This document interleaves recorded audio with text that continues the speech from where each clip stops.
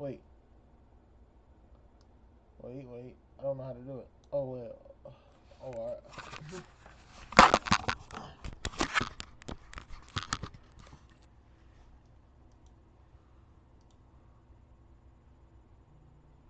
Where did it go to? Oh, alright.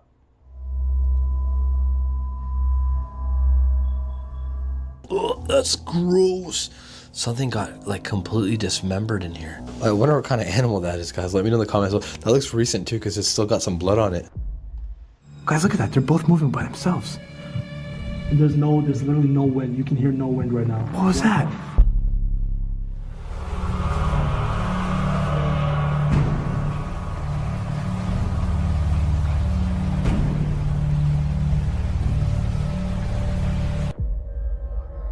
They were supposed to be alone. No one lives in these places. No one should. Asylums left to rot. Villages abandoned after dark. Farmhouses where entire families vanished. But when the cameras start rolling, something shows up. A figure in a doorway that wasn't there before. Doors slamming with no wind. Rocks thrown from empty rooms. Tonight, we look at the 12 most terrifying abandoned building explorations caught on camera. Real footage of the moment explorers realized they were never alone. In October 2021, urban explorers from Uncharted Travel ventured into the abandoned London Asylum for the Insane, a place with a dark history that seemed far from over. The asylum opened in 1870. Treatment here meant something sinister. The superintendent believed mental illness could be cured through surgery, removing organs and limbs from patients. Start, right? Check. You put this nigga start, right? My brain, I'm already scared. I don't know why. Patients in the basement. Patients received shock therapy 3 times a week, often resulting in fractured bones and permanent brain damage. Almost immediately they heard it, shuffling, something moving in the darkness. That may have been like the old sewage. And you can hear the echo. Look, it looks like these were old, looks like this was like an old sewage tunnel, or maybe service tunnel that connected some of the buildings. And when they sealed it off, they bricked the tunnel door. And somebody took a sledgehammer and busted through. Can you hold my bag? Oh, definitely some eerie noises coming from in here. Bye, Jake.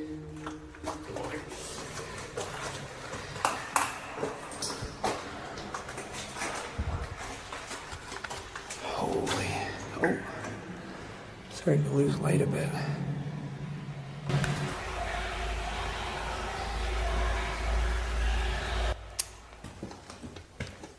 Very creepy. This door would actually lock from the outside, so I wonder if this is where they put like problematic patients in this room, but oh, the door seems to be wedged shut. I wonder if they locked people in there.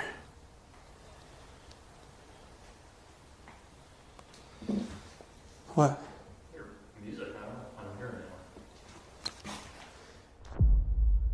The screams they heard earlier were disturbing, agonized, like someone being tortured. But then came the music. Faint, impossible to locate. Every time they moved toward it, the sound shifted or vanished.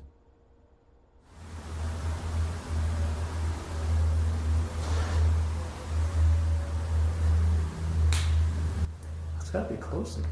I definitely do hear music. Like, I know what you're talking about.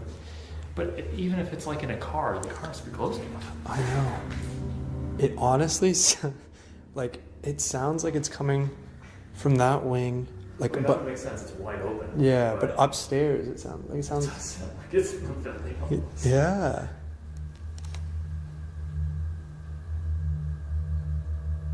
You want to go that way? I mean, yeah. Imagine there's. Oh, I just hope there's not like junkies or something. Like, we never could find the source of the music. Just when we thought we could locate where it was coming from, it seemed to change direction or vanish altogether. If you listen carefully to several of the clips throughout this video, you'll hear it return and then seemingly fade away. If not for the recordings on our cameras, or the fact that we were both hearing it. They had, so this is if they could so they could drop off food and stuff. And then they even had there, I'm willing to bet that was a one-way glass or a one-way mirror, and they had an observation room on the other side there. Both heard it. Both cameras recorded it. They never found the source. A light reflected in a corner. It looked like someone standing there.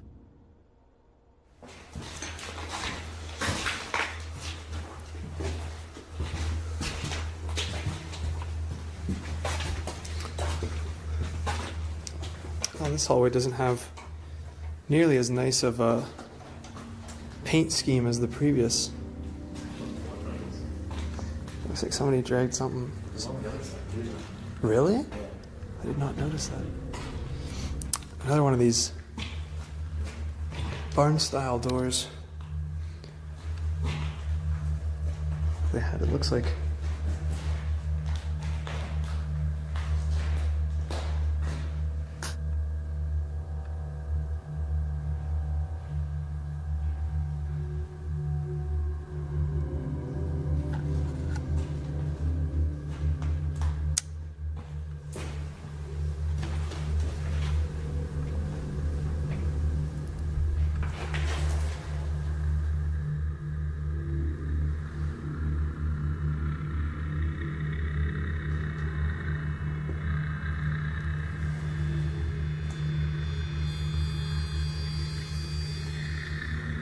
Some visitors soon.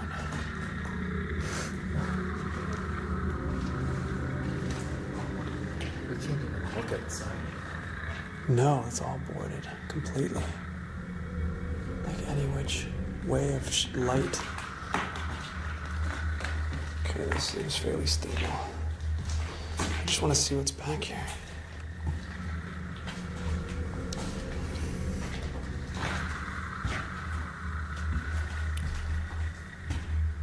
Washroom.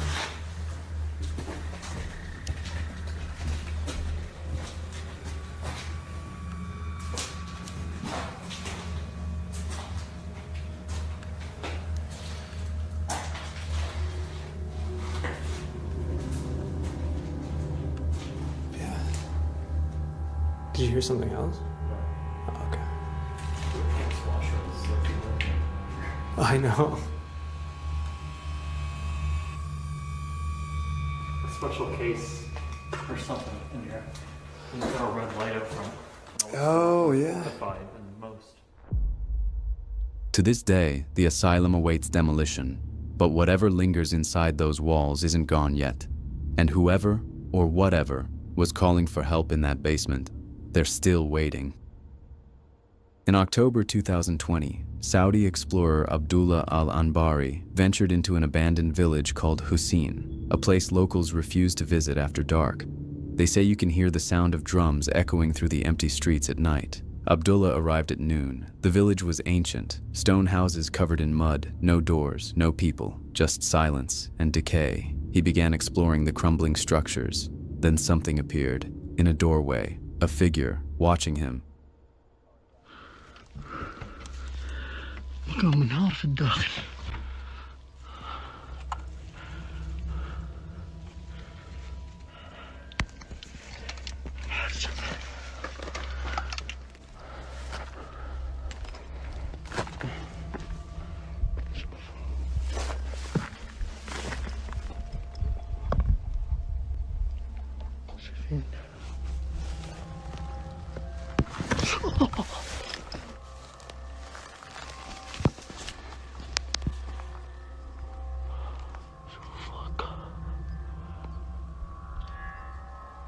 بسم الله بسم الله الرحمن الرحيم بسم الله من انت؟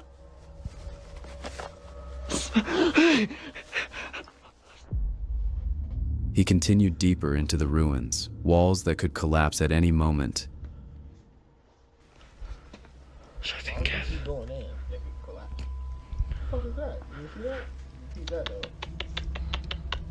الصور ده في أحد؟ Inside one house, he noticed signs of fire, then a door slammed shut, by itself, no wind, no explanation. Chat at it. على أقل من مهلك قاعد أمشي.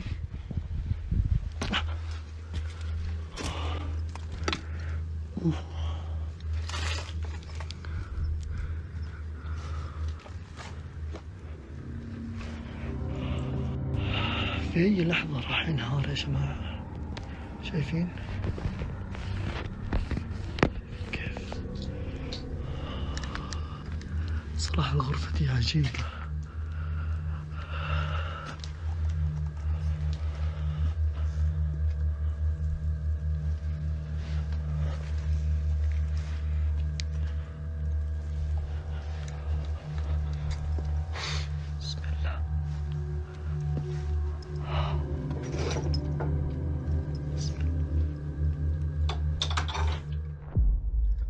The same doorway, the same figure, staring directly at him. بسم الله. بسم الله الرحمن الرحيم. اشتاق.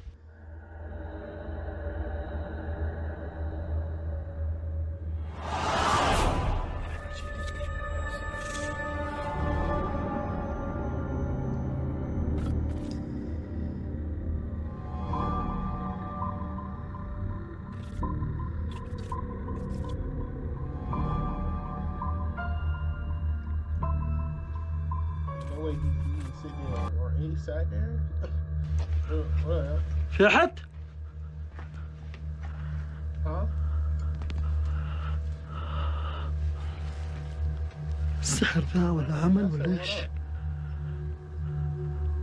بسم الله الرحمن الرحيم.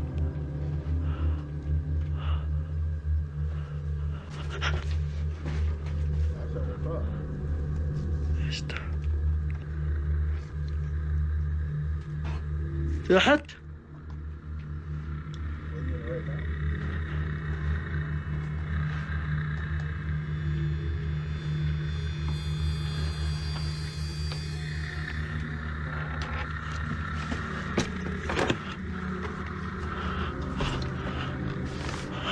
إيش ده؟ Strange sounds continued, something in the walls, something he couldn't see. كان صوت من هنا.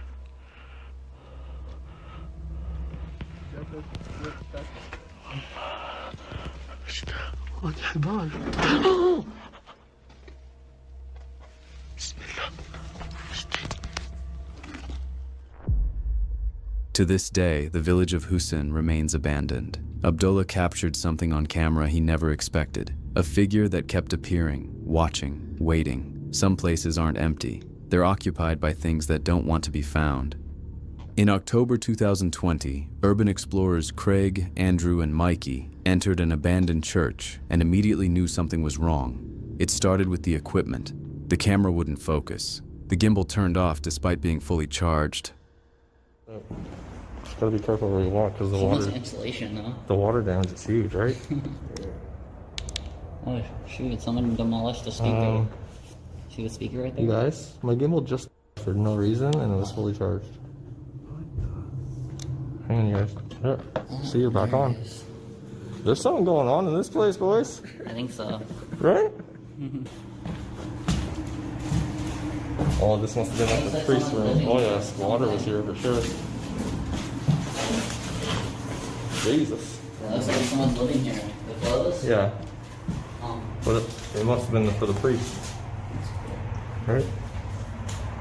There's a squirrel! Oh, shoot. It's a full carcass. That is amazing. You know how long that's been here to be like that? Oh my god. It's like mama. I'm sorry, squirrel. Yeah. So sorry. Where are we going? Here? What is here? You must have sealed that somehow. Is it locked? That could be the outside. But look, the door's only. Alright, well, let's go this way. On to the next one. Oh yeah, it's like a door outside. Yeah. Yeah. Oh, look at. You still see The old walkway on the floor too. Oh, what's that?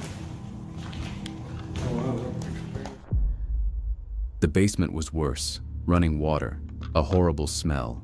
Then they spotted it, a knife on the ground, covered in what looked like blood.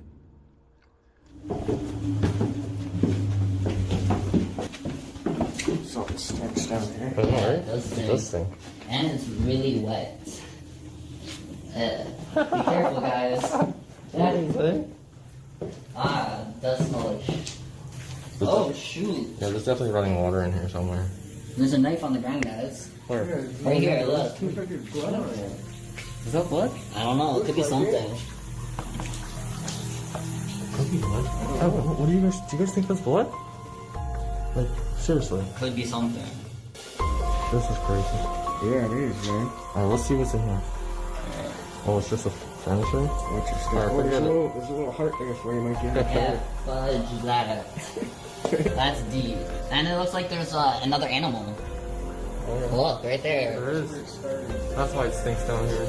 Like a big, like a... Oh my god, it's a cat. It's a cat. Or is it a dog? It's a dog. What is it, you guys? What is that? You see, I'm getting some mad vibes in this place. Right? Like there's a And you see, knife. my camera's messing up, everything. We found 2 animals already. Uh-huh. A knife. A knife. A spot where a homeless guy was living. Yep. Wow. You know what? Let's just keep going. We gotta finish this place. Alright. Let's go. I don't even feel like walking in this water after seeing that. Oh my gosh. What? That is creepy, guys. What? Look, this old cradle here. There's a baby crate. Look. Oh my god. No way. Damn. Of course. Look, I'll give him a screen. Look at that. Look, I can't even control it. Look, I can't even turn it. Wow. Oh, there it goes. You guys see that? That is. Someone's like, why? Oh wow. You guys, there's someone.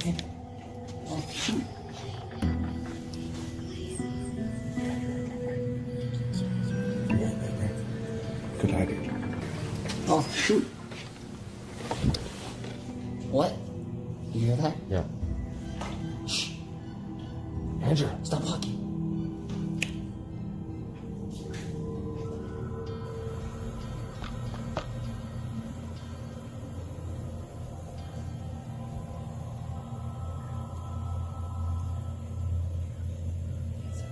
Spirits here. Say something. You can. Look at this. Look. Did you just see that? Like, this good. That's still recording. I caught that. How many times? It's crazy though, man. Like 2 animals. And there's something definitely evil in here.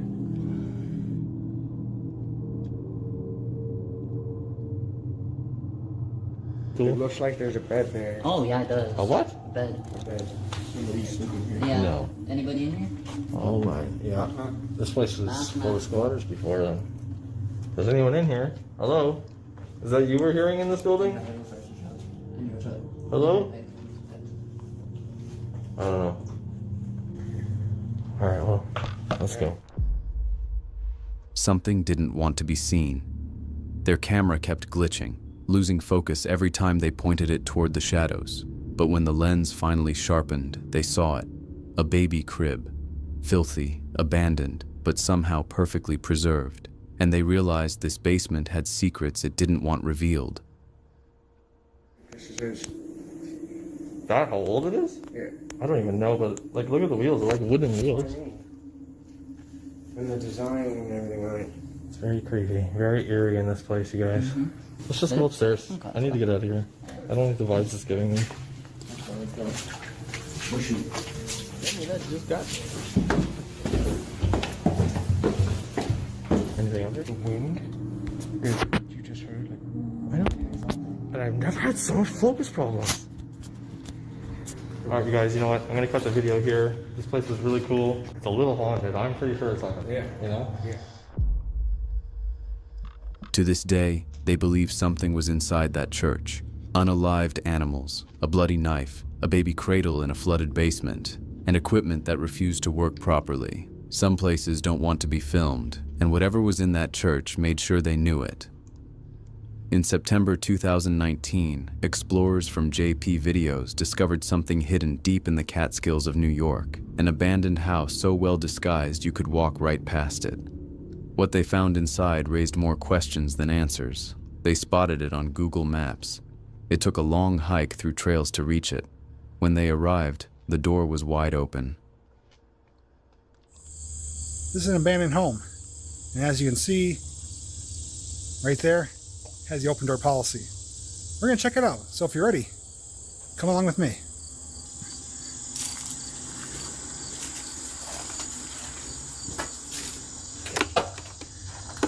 Is there lights on? Is that a skylight? Skylight. Oh, there's power in here. Okay, so we got a garage here. It's full of mattresses. Got a coin operated. Oh no, I thought it's a regular dryer. It's a pretty modern 2-car garage. A kitchen with a dangerous hole in the floor leading straight to the basement. A single misstep would send you crashing through the floor. And when they saw what was scattered around the house, they realized this family left in a hurry.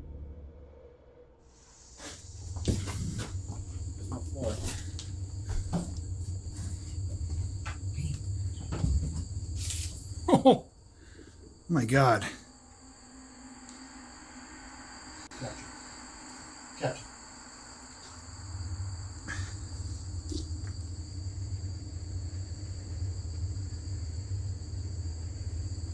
That's what you call a trip hazard. One wrong step, you're in the basement. Same thing. Look at, we found a toy. Officially abandoned, yes. Oh, look at another toy. It's a little girl, like Polly Pocket or something. Set her right there. Don't go anywhere. Oh, this carpet's all bubbled up. It's all moldy in here. I'm not going to spend much time in here. It's big closets. Look at the half moon lighting. Recessed lighting. Yeah. There's a SpongeBob book or something. And toys. So many toys for a place that felt completely abandoned. But what they discovered next made their blood run cold. So I think there's a crib over here. Let's go check that out.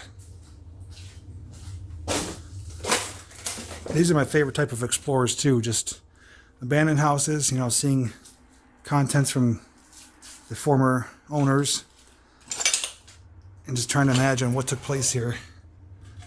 But this, okay, little creepy.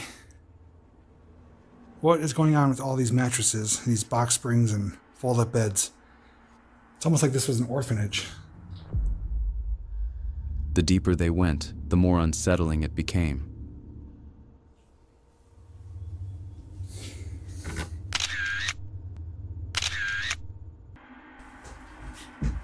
Yeah, that crib and dolls, nope. I want no part of that. I don't know why they're there, why they're still here. I don't know. Bizarre. Let's head back upstairs. To this day, no one knows what this place really was. A daycare, a shelter, something worse. Some abandoned places hold memories. This one holds secrets. In April 2018, YouTubers Mo Sargi and CJ Faison explored an abandoned chicken farm in Virginia, a property with a dark history. This was one of the hideouts of the Copeland criminals. Ray and Faye Copeland unalived drifters and buried 5 bodies somewhere on this land. The bodies were never found. This is where the Copeland serial killers, Ray Copeland, and what's the other name? Faye Copeland actually hid out here and killed some people in this place. It's completely abandoned. It is massive. We're here all by ourselves. We're gonna explore it really, really soon. See, the adventure has begun. This actually is one of the abandoned houses here on the property, amongst all these other farm houses and chicken coop houses inside the property. Now, fun fact, I just found this out, that the Copelands, the serial killers that did stay here and people here. Apparently they buried 5 bodies on the property here somewhere. Now they do say this place is extremely haunted. There is a lot of activity here. So I need you guys to keep your eyes wide open in case you do spot something.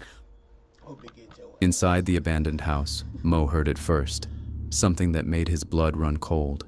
He was alone, or so he thought. But after countless explorations, he'd never felt anything quite like this.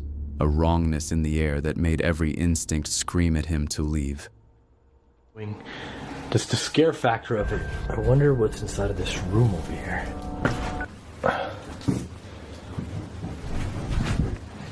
What the f was that?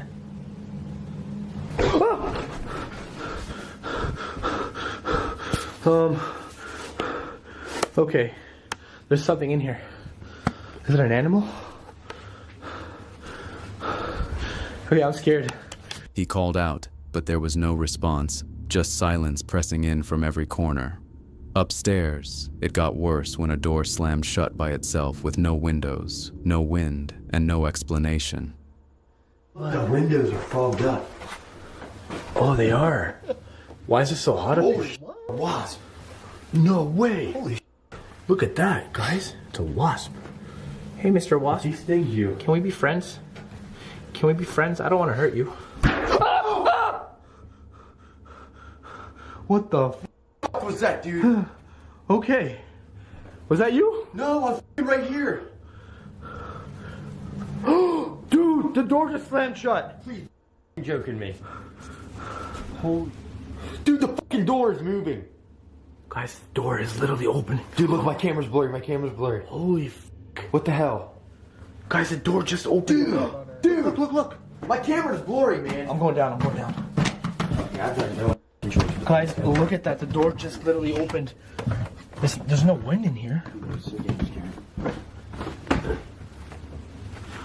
There's nobody here. Is there anything down there? Dude, don't shut up. Oh, sorry. Footsteps echoed from above when no one was there, and when they searched, they found nothing and no one. It sounds like there's somebody upstairs. It literally sounds like there's somebody upstairs. What the hell's going on? What? Something just walked by that fucking window thing. You for real? Dude, what the hell is going on here?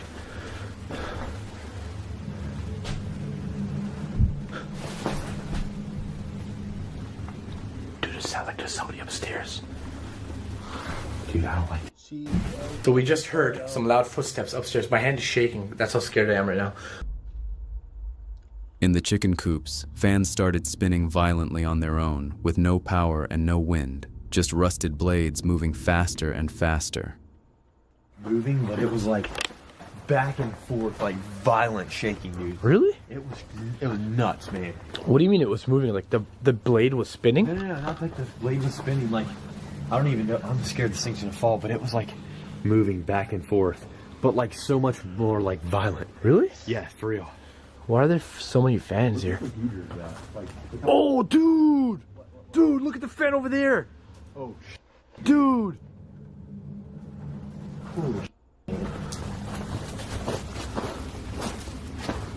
Just as I said that the fan over there was moving. Now we have... Careful. Bro, it could be a bird or an animal. It might be, yeah. Number two fan was moving. How's number 2 mean? Look at that. Bro, here, check my camera. Quick. Get the hell down. Come on, get the hell down.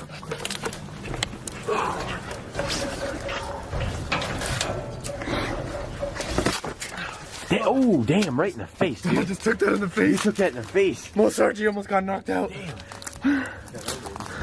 That was legit not you that time. I know that. Damn. Bro, I'm like right in front of you. Bro, is somebody throwing rocks at us? Hello? CJ wasn't throwing anything. It came from inside the silo.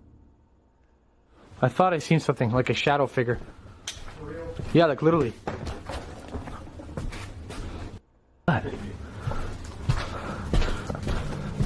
No, I'm not joking. I thought I seen something, like a shadow figure. Behind me? Yeah.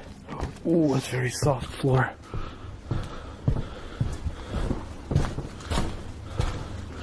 Could have been just a light playing tricks on my eyes. I hope it was, dude. So, as you guys can see. Careful over here, man, for real. Huh? The floor, I know the floor is. The floor is super soft this way. Dude, look how cool this is. I've never been in a place like this before. This is kind of new for me. It's kind of cool. I swear I just heard something. There's somebody here. Turn off your lights, turn off your lights. Fucking jump. Turn off your lights. Turn off your lights, turn off your lights. Jump. Shh, just stay still. Dude, there's somebody here. Fuck. What the f? Dude, that was a real person. That's not a ghost, that's a person, bro. There's somebody here. Turn your light off. Upstairs in the double-decker farmhouse, Mo spotted a shadow figure behind CJ, standing perfectly still in the darkness, and suddenly they realized the truth. Someone had been there the entire time. Not a ghost, but a person, watching their every move, following them through the rooms, breathing the same stale air.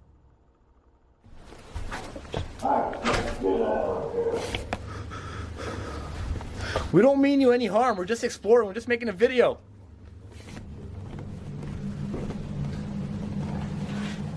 We don't mean you any harm, but if you want to get tough with me, I'll get tough with you.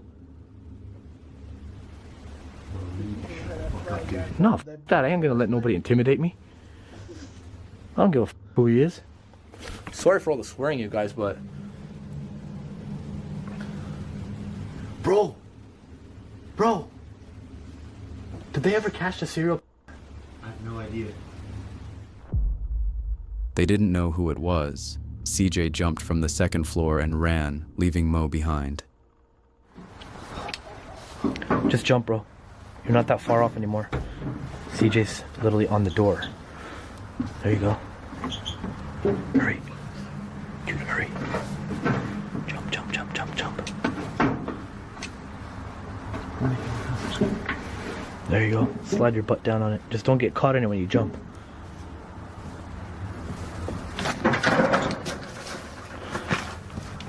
Oh. Just left me? Is this guy for real? He literally just left me. What the f?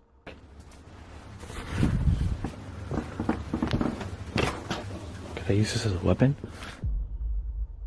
To this day, no one knows who was stalking them in that farmhouse. A squatter, a drifter, or something connected to the bodies still buried beneath their feet.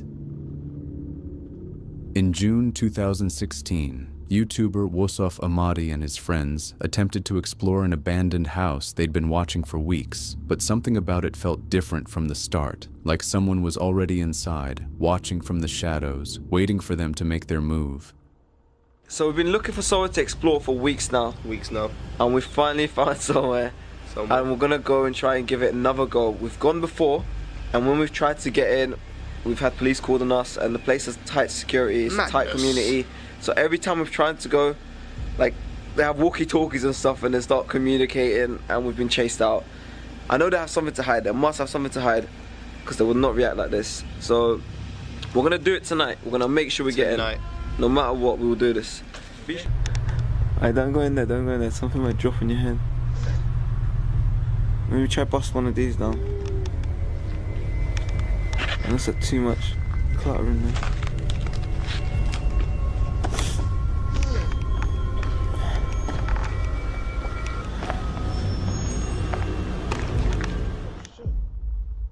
They found a locked shed with keys hanging nearby, rusted over and deliberately placed.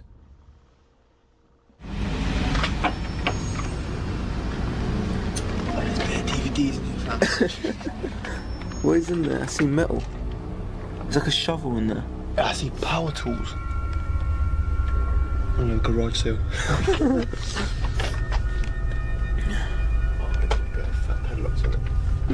Oh, there's keys here. You wanna try them? These might not be actually jokes. They're bare rusted up.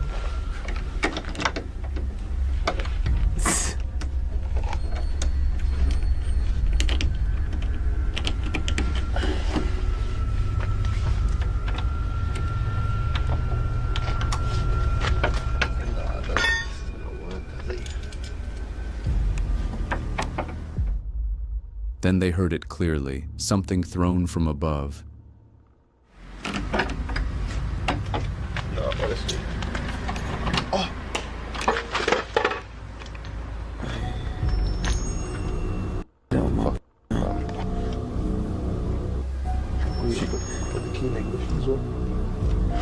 Hey, did you hear that when we were bugging out? Yeah. It sounded like someone threw something from up there or something.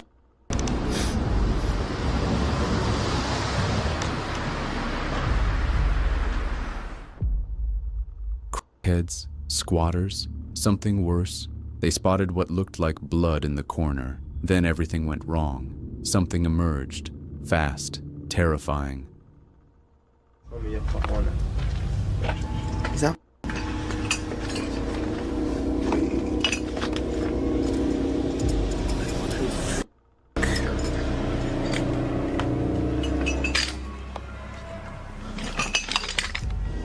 Oh, you check.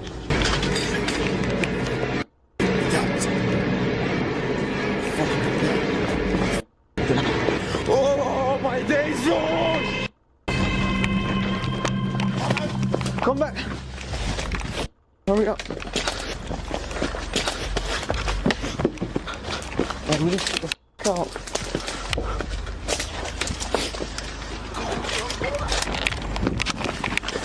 Get down! Hurry up! Hurry up! Hurry up! Hurry up! Hurry up! Did you see why I saw my days?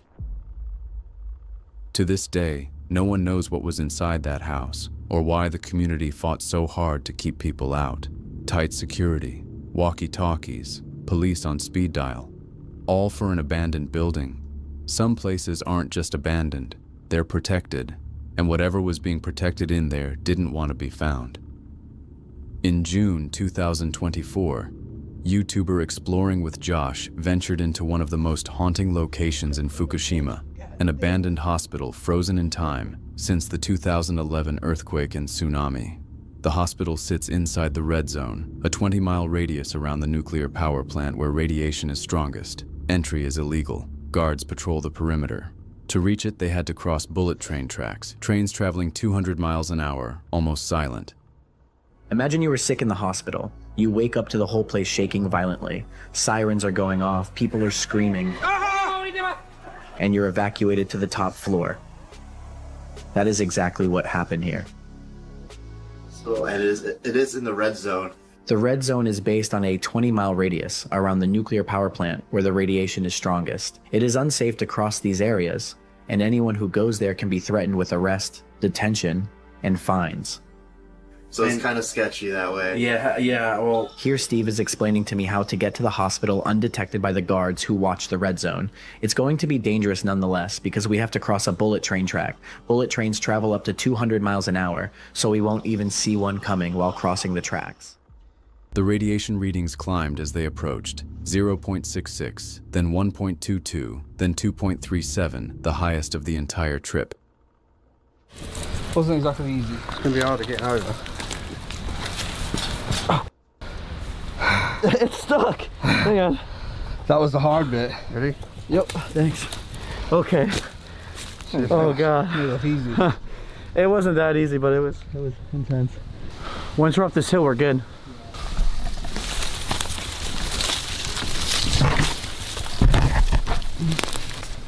All right. We're very close. What's it at now? Oh, fuck. 1.22. All right. It's not the end of the world or anything. It's in microsieverts, so it's gonna be high because now we're going through, you know, untouched, never cleaned stuff, and it's red zone. Oh, this is crazy. 0.231. 2.37. Bro. That's the highest we'll probably get in this whole trip. 2.3. If I'm not mistaken, it's either every hour we get a tooth x-ray or it's every 100 hours we get a tooth x-ray. I think it's every hour. I think it might be. That's really bad. Inside, time had stopped in the most unsettling way, with patient belongings still scattered in rooms as if they'd just been abandoned mid-routine. Family photos remained on shelves collecting dust, and dentures had been left behind on nightstands, as though everyone had simply vanished without warning.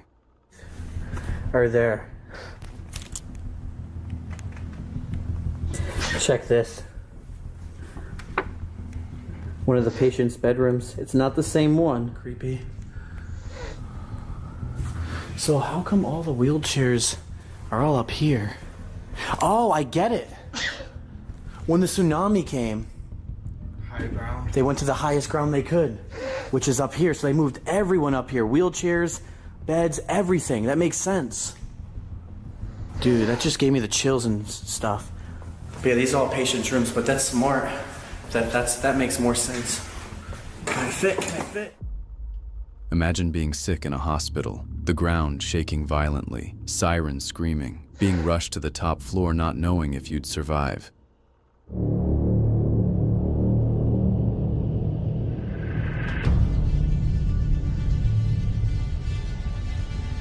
I think these are rooms for the criminals or mentally insane.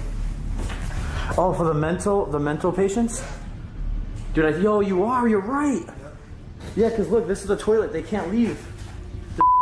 The watch people and stuff. Yeah, but look, there's a big box on the outside. Dude, 100% this is it. Oh, gun down. Yeah, so maybe they were allowed little stuff to do. Look at the top on the pillars. Holy crap, we just found it, and that's 3A. Look at that. Good find. And this is 3B. Whoa. Okay, the only other thing I could think of would be like infection disease. Yeah, I did think that as well. It's either that or the mental one. I think the bars and the windows. Yeah, that seems kind of scary if you had like a certain disease that people didn't know. Plexiglass, these are definitely for criminals. Operating rooms were locked tight, X-ray machines sealed away behind heavy doors, and there were parts of the hospital they couldn't access, rooms that seemed deliberately kept from prying eyes. Yep. I was thinking, just because, Japanese in general are just women, like, it's always dolls, stuff, and it was no matter how old you are, but this was all just for the children. I mean, some of their sippy cups are still on the table. Now, just think about that, explorers. You can already tell this floor is actually kind of darker than the other ones. I just don't know. How could they host all these people, but no operating rooms? They're nowhere to be found. They must be in those locked rooms we couldn't get into. Look how much eerie this floor is from the second. You guys see how creepy this is? The wind's raging here. The first floor was the darkest and the eeriest, where beds lined the hallways in ways that weren't normal, as if left as evidence of the chaos, the frantic evacuation, and the injured who never made it out. For all the beds to be lined up like this, it's obviously because of the evacuation and people were hurt. It's the only thing I could think of. Why else would you have all these beds like this? Alright guys, we are now bouncing out of here. As you can see, the sun is dropping. To this day, the hospital remains frozen in 2011, belongings still in place, radiation still in the soil, a monument to disaster. Some places don't just hold history, they trap it. And this hospital holds the final moments of people who never got to say goodbye. In March 2025, YouTuber Mo Sargi explored an abandoned farmhouse in the middle of nowhere, a place where a man went insane after losing his entire family and ended his own life inside. What's up guys, Mo Sargi here. Today I'm giving you guys a very creepy abandoned exploration into a house where a man went crazy inside this house and he ended up offing himself literally inside.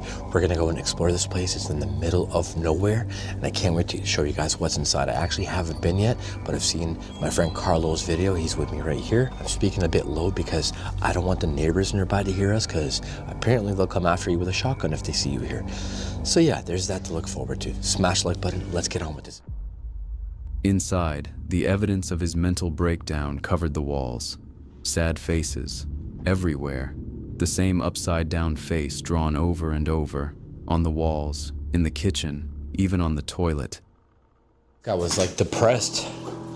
You can see evidence of it here in the kitchen. There's like upside down faces everywhere. Holy moly. There's a chance that this house is actually like haunted, guys. So keep your eyes open. Your ears listening from the beginning to the end. We got an old bathroom. This house is definitely like over 200 years old. What the hell is this thing? That's creepy. Yeah, man, like look at how old everything is, from the drapes up there, the toilet. It was even a sad face on the toilet. Like that's how depressed homie was. As they ventured deeper inside the building, they came across something so horrifying that it almost made them puke. Oh, dude, what the hell? There's something over here. There's literally like an animal's head in the bathroom. Oh, what is that? There's like its body. Oh, that's gross. Something got like completely disfigured in here. I wonder what kind of animal that is, guys. Let me know in the comments. That looks recent too, because it's still got some. That's crazy. I don't know what kind of animal that is, but oh my god. There's the head and like the body on the right side. Oh. Yeah. Yo, I didn't see that. No, that's disgusting. Yeah, that looks like recent. Something ate that. Something dismembered that recently. When I was here, that was definitely here. So whatever that's downstairs probably used to live up here. Whoa, you guys, look at this. That was creepy. That lamp started moving. I don't think that wasn't me. That's pretty much all that there is up here. Has some old picture frames in it. Man, these spider webs are like no joke. I haven't seen any this thick like this before, ever. But this lamp over here, see, I just walked up to it and it wasn't moving. But earlier, when I first walked up, it started shaking. I might have caught that on camera, I'm not sure. If I did, I'll put a replay on it. But look, I'm like moving over here, and it's not even, like it wasn't even shaking. That was weird. Are there any spirits up in this attic with me right now? Then the spirit box started talking, and the voice that came through wasn't random static. It sounded like the ghost was actively looking for someone, calling out with an urgency that made their skin crawl. But there is an old box with nothing in it, obviously. It'd be nice if there was something in it. And then another old box with nothing in it. Spirit Talker just says something.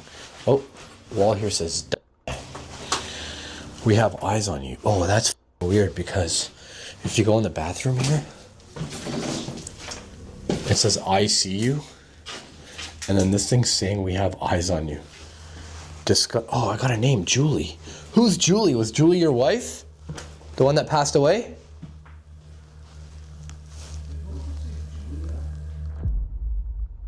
Was Julie his wife? The one who was unalived? One room was inexplicably warm, while the rest of the house was freezing cold. Julie, my name is Mo Sargi, and I mean no harm. And I actually just want to like communicate with you or your husband. Is your husband the one that ended his life in this house? Drew all these weird things on the walls? Honest. Yeah, I need honest answers from you. Whoa. Why is it warm in here? The f? Windows open, it's cold outside. We're wearing jackets and hats. There's a warm breeze in here. That is so weird. Oh, look at this. Someone's x-ray.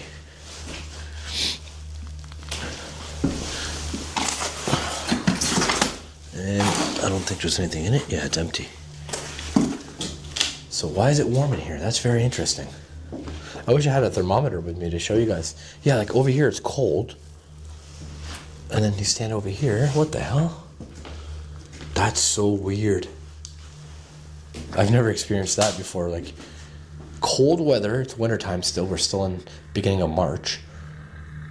But it's warm in this room only. Why is it warm in here? Then they approached the basement, and a smell hit them that made their stomachs turn, something between and sulfur, thick enough to choke on.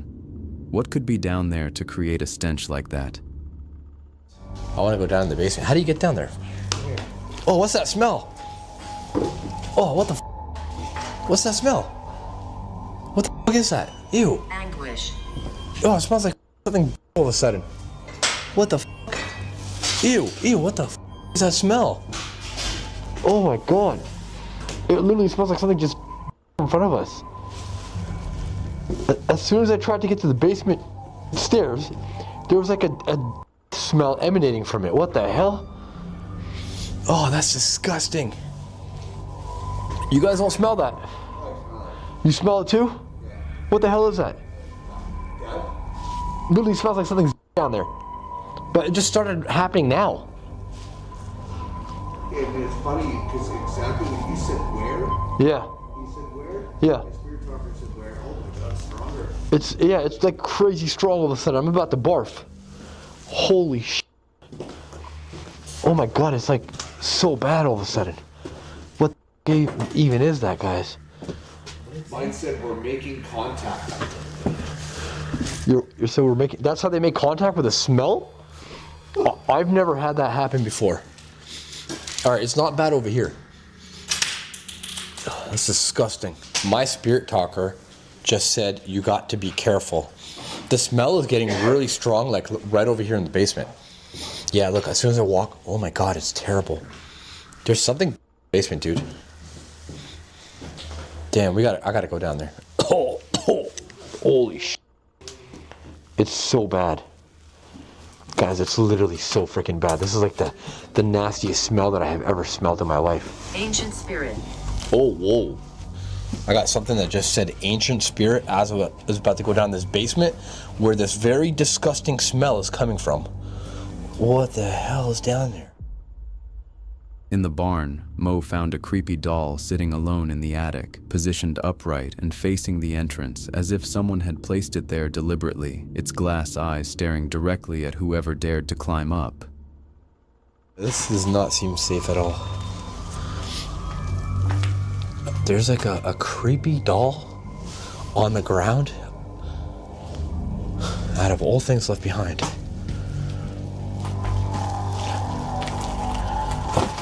Oh my god. Oh, the floor does not feel good here. I'm doing all this just to go see this damn doll. Look at that thing. Imagine it was just like just jump up and like move right now. Yeah, there's like a hole here in the ground. What the f was that? I thought I just saw something. That was weird, I don't know. I think I'm just on edge. Yeah, guys, look at this thing. That's creepy. What the fuck is that?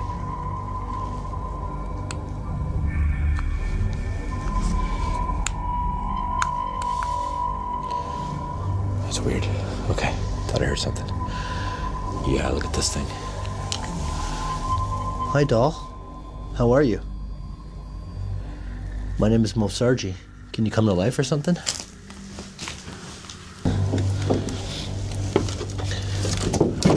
Oh, what the is that?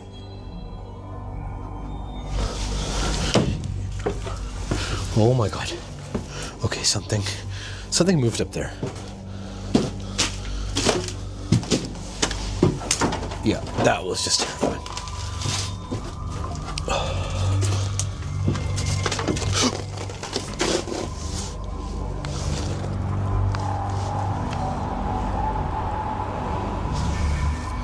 Wait, did you guys just throw something at me? Okay, someone's over there. Let's go. Somebody threw something through the windows. Or something fell through the windows back there. You don't hear that? No, when I was up there, I found the creepiest doll on earth up in the attic. Yeah. And it was, like, as soon as I got near it, it was just like bad vibes. Let's get the out of here. Someone's coming now. Lights off. Oh, I see the lights. I see their lights. Shh. Go. We just got the hell out of there. There was somebody sneaking up on us from the back with lights. You guys clearly saw the lights on the camera. To this day, no one knows the full story of what happened to that family or what still lingers in that farmhouse. Sad faces on every wall, a warm room in a frozen house, a smell of from the basement, and something in the barn that didn't want visitors. Some places hold grief. This one holds something darker. 2 years ago, a Reddit user posted footage that left the paranormal community speechless, captured on what seemed like an ordinary Saturday afternoon at an abandoned grist and tobacco mill that had operated from 1730 to 1950. They were completely alone, filming over 40 minutes of silent exploration without speaking a single word, but when they re-watched the footage at home, voices were there, voices they never heard in person.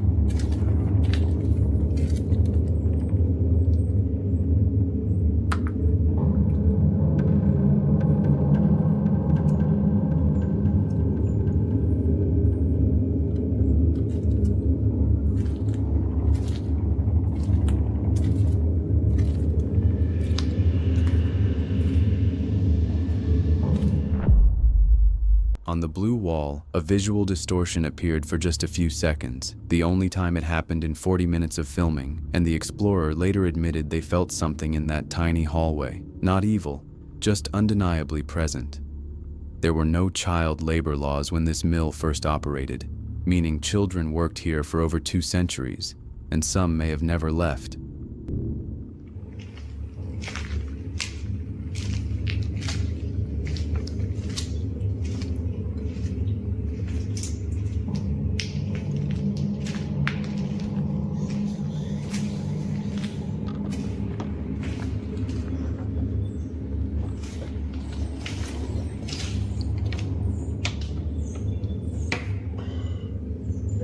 Payne and Alonzo Mourning. Gary Payne. I like that they had no team.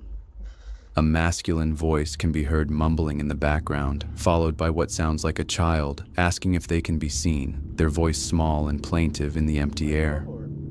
To this day, the explorer doesn't know what to make of it. They walked into an old building with a camera and walked out with something they can't explain. Some places don't need you to believe in them because they'll make themselves known anyway. In April 2017, YouTuber Mo Sargi returned to an abandoned mental asylum in Montreal, a place where children were tortured with electric shock therapy, where kids went missing, and where parents were never told what happened to them.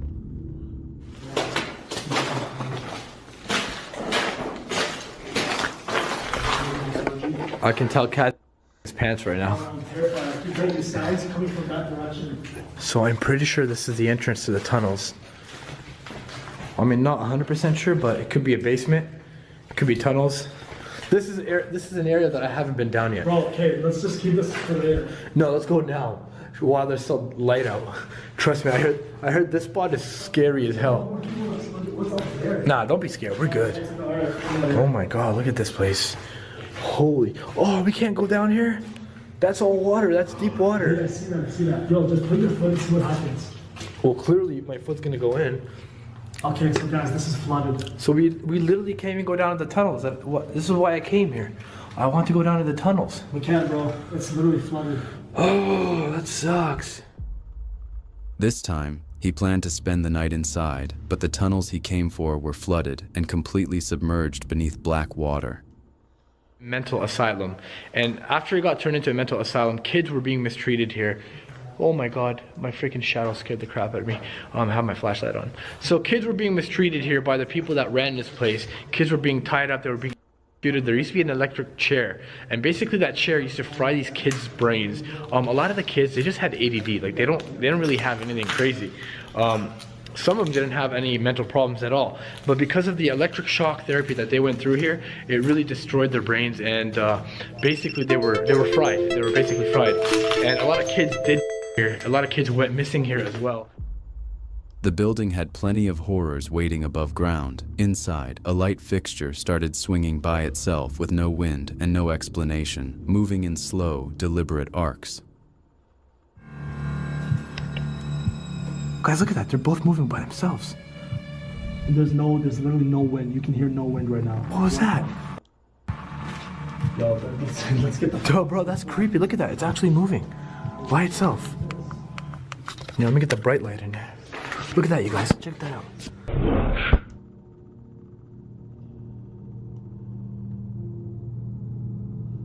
That light fixture is just moving by itself. And it's not even windy in here. That is so creepy. Stay behind me all the time. Kathy, are you there? Where is he? Alright, let's go. Let's go. I hate these stairs. These stairs are so creepy in my opinion. What? Dude. Chill for a sec. What the Did you hear that? Somebody's here. Yeah, no, let's just go downstairs. I don't know, I think we should just go downstairs. Do you hear that? Yo, guys, you heard that loud? Shoot. I mean, it sounded like a door slam. Is it? Dude. What? I swear to God that was open. That was open? I swear to God that was open, bro. You're right. What the? Yo, let's get out of here. Are you serious? Dude, you can check the footage. Guys, let me know in the comments below if you think that door was open before. I think I remember it being open. They checked the footage later and confirmed the door had definitely been open when they entered. Probably not the smartest choice. Then they saw something creepy. What we're gonna do right now is we're gonna go explore the other buildings. I'm gonna show Kazi that one tunnel that I went to that I could access it that had the bats. It had live bats living in it. Oh yeah, it's down from here. Oh, this is so scary looking, bro. Wow, okay, this is a walkthrough. Bro, this is even scarier than the actual. Huh? I think these were all bedrooms. I think bedrooms maybe for the teachers or something. Check that out. That's very fresh. Check that out. That's fresh footsteps right there that lead down to the basement where the tunnels are. Are we really gonna follow these footsteps right now? I don't know if we're gonna. So this is where the tunnels are. Let's go. These aren't where the big tunnels are. This is where the little tunnel is. The big tunnels are flooded. And listen, do you hear that? Sounds like a waterfall down there. Bro, that's really wet. It sounds like this place is flooded completely. Oh my goodness. Wow. They found a room covered in 666 graffiti, dubbed the Devil Room. And this is where they decided to sleep for the night, surrounded by symbols that seemed to watch them in the darkness. Inside the big mental asylum, we're gonna go upstairs into the Devil's Room and actually camp out there for the night. Yo. I'm not looking forward to this. This is the 666 room. The Devil Room is what I call it. Probably a dumb idea to sleep here for the night. But it is the safest room in my opinion because there is a door, although it doesn't have a window, and there's no windows. So it's completely blocked off, so we can actually sleep here for the night, which in my opinion is a good idea. So what do you think? I don't like it, but bro, you're deciding, so I'm gonna go with what you want. Yeah, let's just sleep in here, I'm telling you. It might be safest. Guys, a door slammed really, really loud behind us.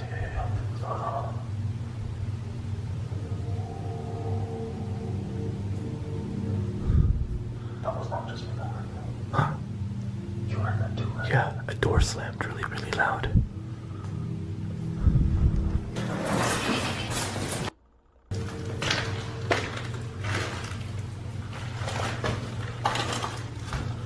What the f was that?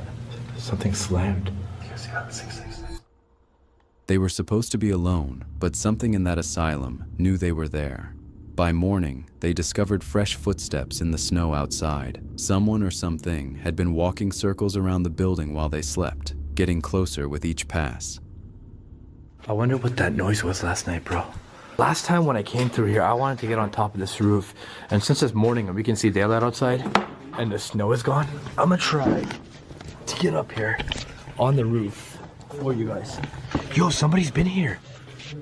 Bro. Hey. Somebody's been here recently. There's footsteps. Really? Yeah. In the snow? Yeah, in the snow. Look, they're fresh footsteps. Maybe that's what we were hearing last night. I'll check back with you guys in a second. Maybe that's what we were hearing last night. Check this out. It's actually a nice morning today. It's not even cold out. It's got a really good light. It's coming out. And we're going up to the roof. I was telling Kazi what better way to do my outro for you guys here in the morning than on top of a roof. Now, I don't know how safe this roof is, but yo, what a beautiful morning. To this day, the asylum has been slated for demolition. But whatever remains inside those walls isn't waiting for the wrecking ball. Doors that close themselves, eyes in the darkness, screams in empty hallways, footsteps circling in the night. Some places don't let you leave unchanged. In December 2025, Brazilian paranormal investigators Caçadores das Sombras sent one of their team members, Gordinho, into an abandoned orphanage alone for 10 minutes as part of a challenge that would test every ounce of his courage. The rules were simple: stay inside for 10 minutes, don't leave no matter what happens, and survive whatever the darkness throws at you. Gordinho started his timer, with 10 minutes stretching ahead of him like an eternity in the pitch-black building. Vou colocar o cronômetro aqui já.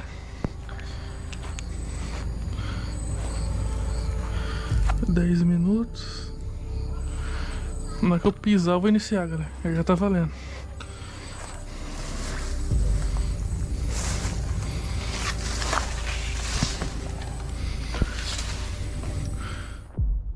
Then he saw it, movement deep in the building, something walking with purpose through rooms that should have been empty. Tá vendo lá do fundo, mano? Tô vendo lá do fundo.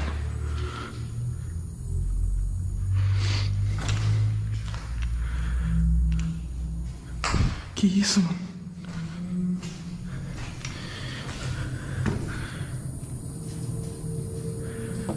Que isso, mano? Tem coisa andando lá, velho.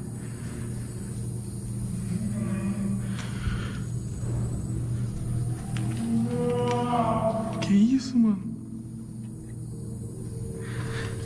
Tem alguém aí?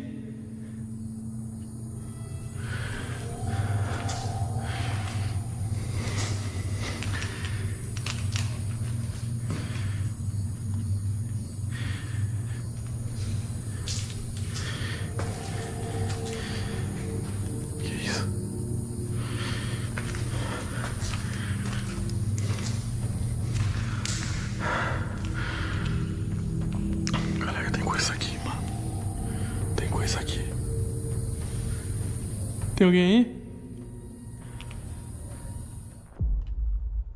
He felt eyes on him before he heard it, the heavy drag of furniture moving. But with 4 minutes left on the clock, the real question was, should he run or go see who's there? Ó, cê é louco, galera.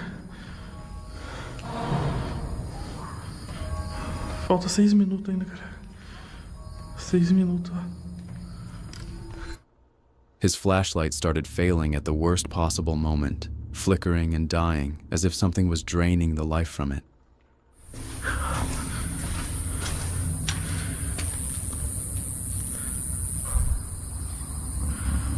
Eu não posso sair, galera. Se eu sair, eu perco o desafio.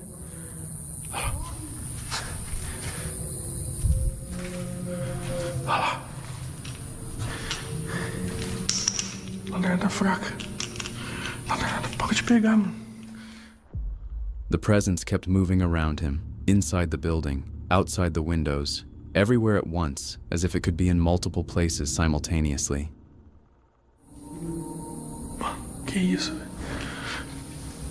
Que isso, mano? Você viu o bagulho?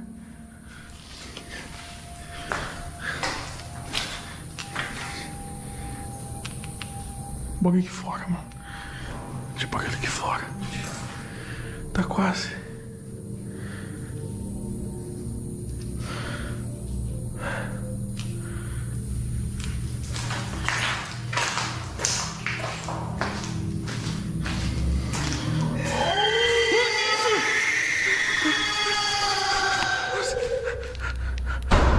Mano, que isso, velho? Aqui a luz. Mano, que isso, mano? Mano, que isso, velho? Eu não posso sair, velho. Eu não posso sair, mano. Eu não posso sair, velho. Eu não posso sair, mano. Para, velho, por favor, para. Para, velho, por favor. The final seconds felt like hours as he counted down, every moment stretching impossibly long until the timer finally hit 0. Deu 1 minuto. Mano, tem ela, mano. Mano, vou sair fora. Vou sair fora, mano. Eu ganhei, já deu tempo, já deu tempo. Mano, já era. He survived, but barely, and whatever was in that orphanage, whatever appeared in front of him in the darkness with such deliberate presence, it's still there, waiting patiently for the next challenger to step through those doors. The legend says the Mother Superior never left after the orphanage closed, and after what Gordinho captured on camera, it's hard to argue otherwise. In December 2017, YouTuber James from The Fam decided to explore a tunnel in downtown Knoxville on Friday the 13th, and a fan named Kevin drove 4 hours to join him for what should have been a routine exploration, but turned into one of the most terrifying encounters ever caught on camera. They barely stepped inside before it started. A voice, clear and deliberate, coming from deep in the tunnel where no one should have been. But it's kind of freaky too. And there's like such a quietness right now.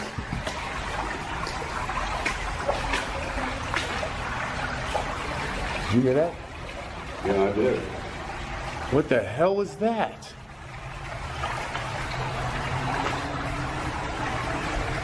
Okay, guys, I swear I just completely heard a voice in there. And like, we haven't even really stepped in here yet. Did you hear that, dude? We didn't hear. What? Huh? The pee in the tunnel? We didn't get 50 feet in the tunnel. No, we barely walked in. We already heard a noise. What the hell? All right. The tunnel had history written all over it, with Civil War hieroglyphics covering the walls, tombstones painted at the end, and bats swooping at their heads every few minutes, as if warning them to turn back. Yeah, I told my cousin to like keep walking. I want to do a thumbnail, so I had him step like right there. That was funny. Yeah, be careful. It kind of steps down and gets a little stronger over here. Stay to the right a little bit. Now, at the end of this thing, there's something really strange on the wall. It's like, I think it's 3 tombstones or something. And before you even get to that, there's hieroglyphics that's on the wall. Like real, bro, that scares the heck out of me right there. Check that out. It's going back and forth. Bro, this back keeps buzzing me, guys. I hope I've caught that a couple times.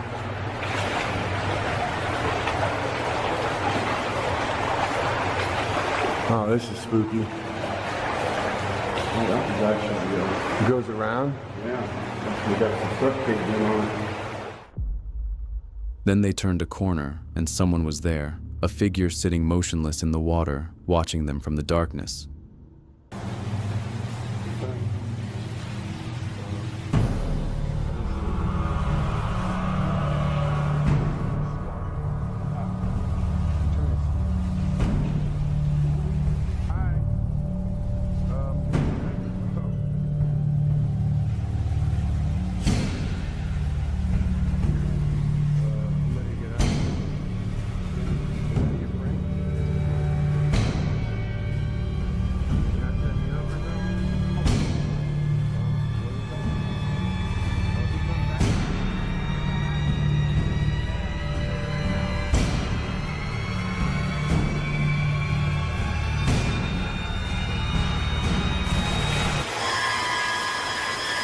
Alright, let's go, dude. Come on. Let's just go. Bro, let's just go. I don't need to. Yeah. Thank you. Sorry, man, if you stay in here or something. We were just making a video. We're gonna leave. Let's just go back, dude. The end's right over there anyways.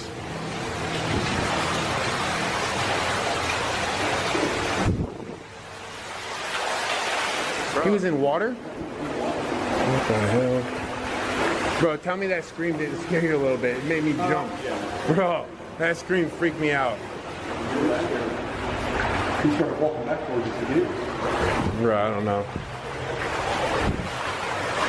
That was like just freaky to me. somebody who was having a good time at our expense. But I'm just curious, like, was it a homeless guy? Was it somebody in here doing something they shouldn't be? Probably never know. Yeah. First it's bats. Hey, maybe that's the Dracula. They retreated in panic, but then noises started coming from the other direction, the exit side, and suddenly they realized they might be trapped between whoever was behind them and whatever was waiting ahead. Okay, now I know I heard something coming from this way. Yep, I hear this.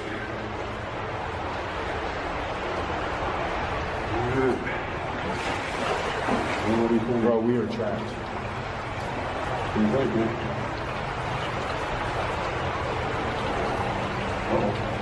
It's not over yet. No, what? You see something or hear it?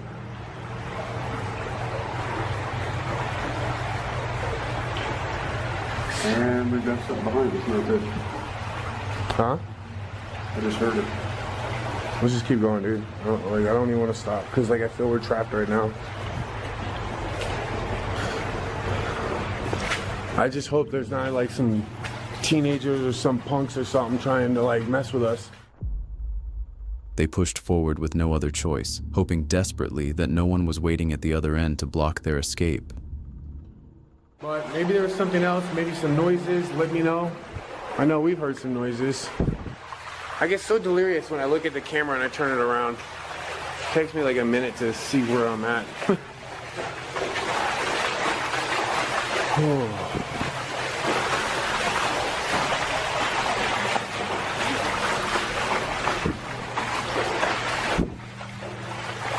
Okay, I think this is... Okay, this is the exit. Please let there be nobody over here.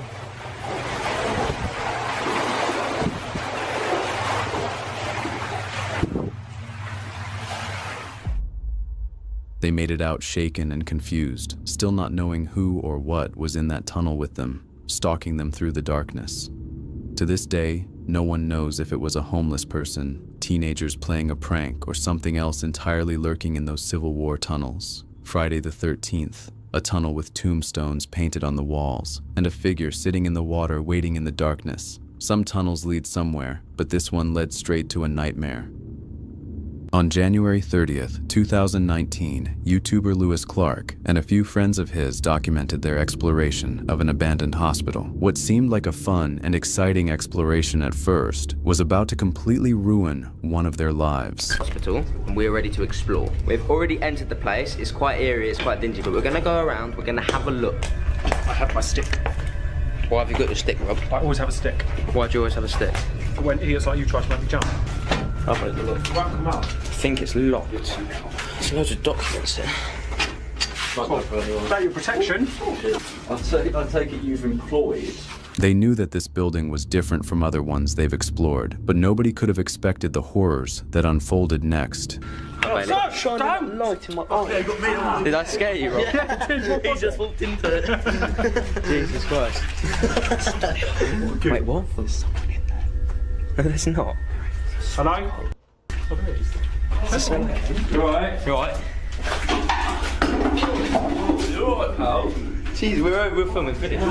We can't. He's alright, yeah? Zoom in on him.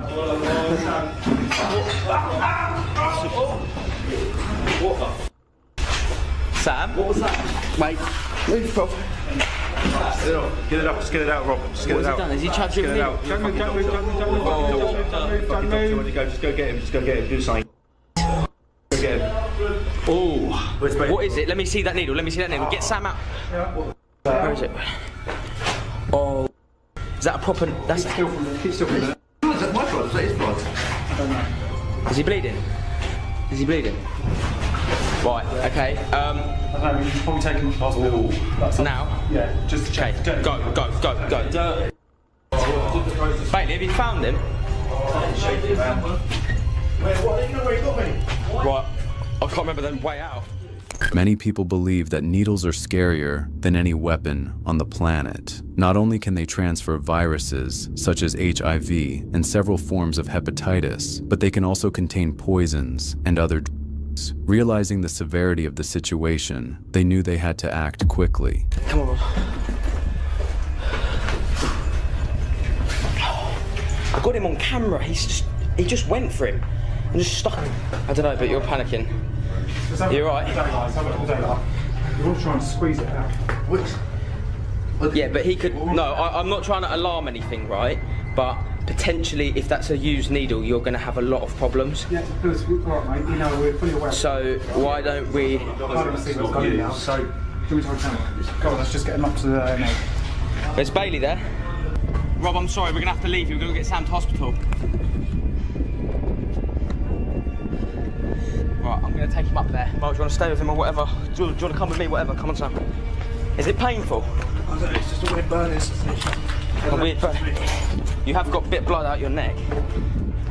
Luckily, Sam did not suffer any major injuries, but the situation could have quickly gotten out of hand, just like in this next case. In May 2024, YouTuber Giga Nico Explorer made his way to an abandoned cement factory in Italy. From the beginning of entering the place, they felt a tense atmosphere and were rather concerned. Their suspicions would later confirm to be true because somebody or something was following them closely.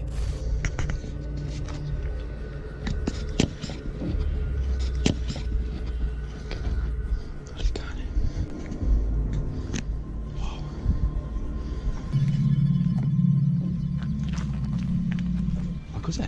Ah no, sì, dove eravamo prima. Fermo, figa.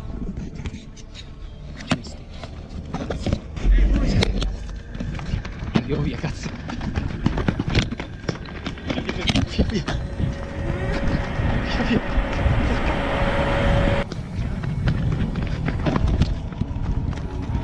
Sei fermato?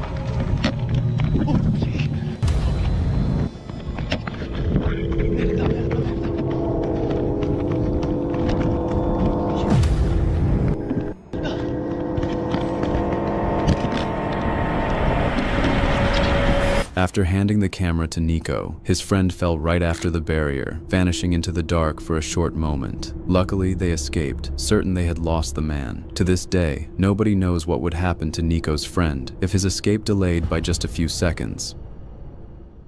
On May 28, 2019, multiple kids from an unknown channel decided to explore an underground tunnel. With complete darkness inside, even the exit becomes unclear, creating an unsettling feeling of being completely vulnerable to others. With dead rats and other strange objects lying at the entrance, some viewers were left to wonder how narrowly they escaped their final day.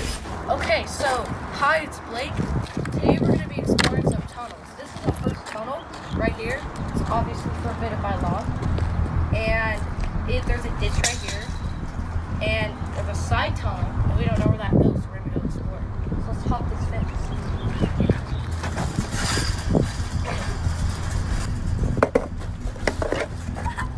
I slipped.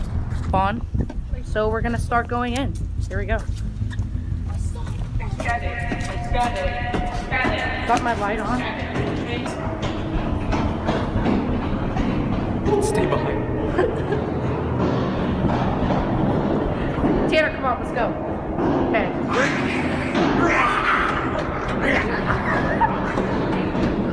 I don't know if you can see, but there's a guy down there that's going through the ditch. We're gonna continue on. The end of the tunnel is back there. We're gonna continue on because we don't know what this guy's doing all the way down there. A little sketchy. After safely making their way out, some might think they had a successful adventure, but who could have known that they were followed the entire time? The heck? What the heck?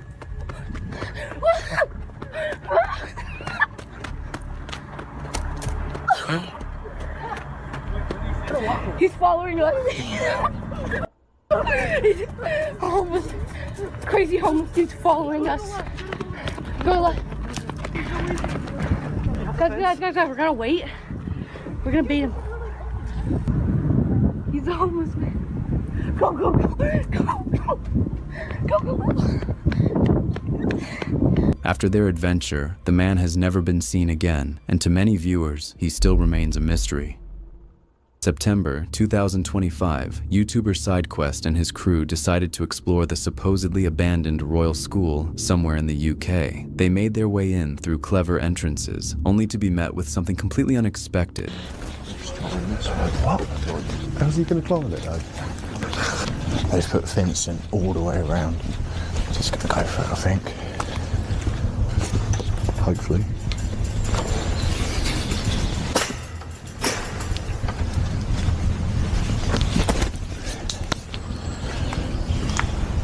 Alrighty, Polio. Where did you put your foot, Mesh? First one there, yeah.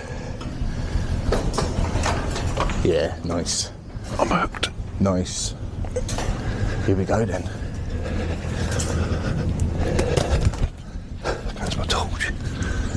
The Royal School shuttle service. 22 plate. We'll leave that there. Here we go. Right, so now we're just going to get Vacant Haven in with us. Hey. Come on, put your foot on the hinge. Hinge on the wire, no. It's quite solid. How'd you get over there? Just stick one foot here and put the other one in the metal, I did. After entering the building, they had planned a long exploration of the massive complex, but it didn't take long for them to realize their time was cut far shorter than expected, thanks to a strange and unexpected encounter. That alarm system's on, I think. Yeah, but they'd have to be watching it.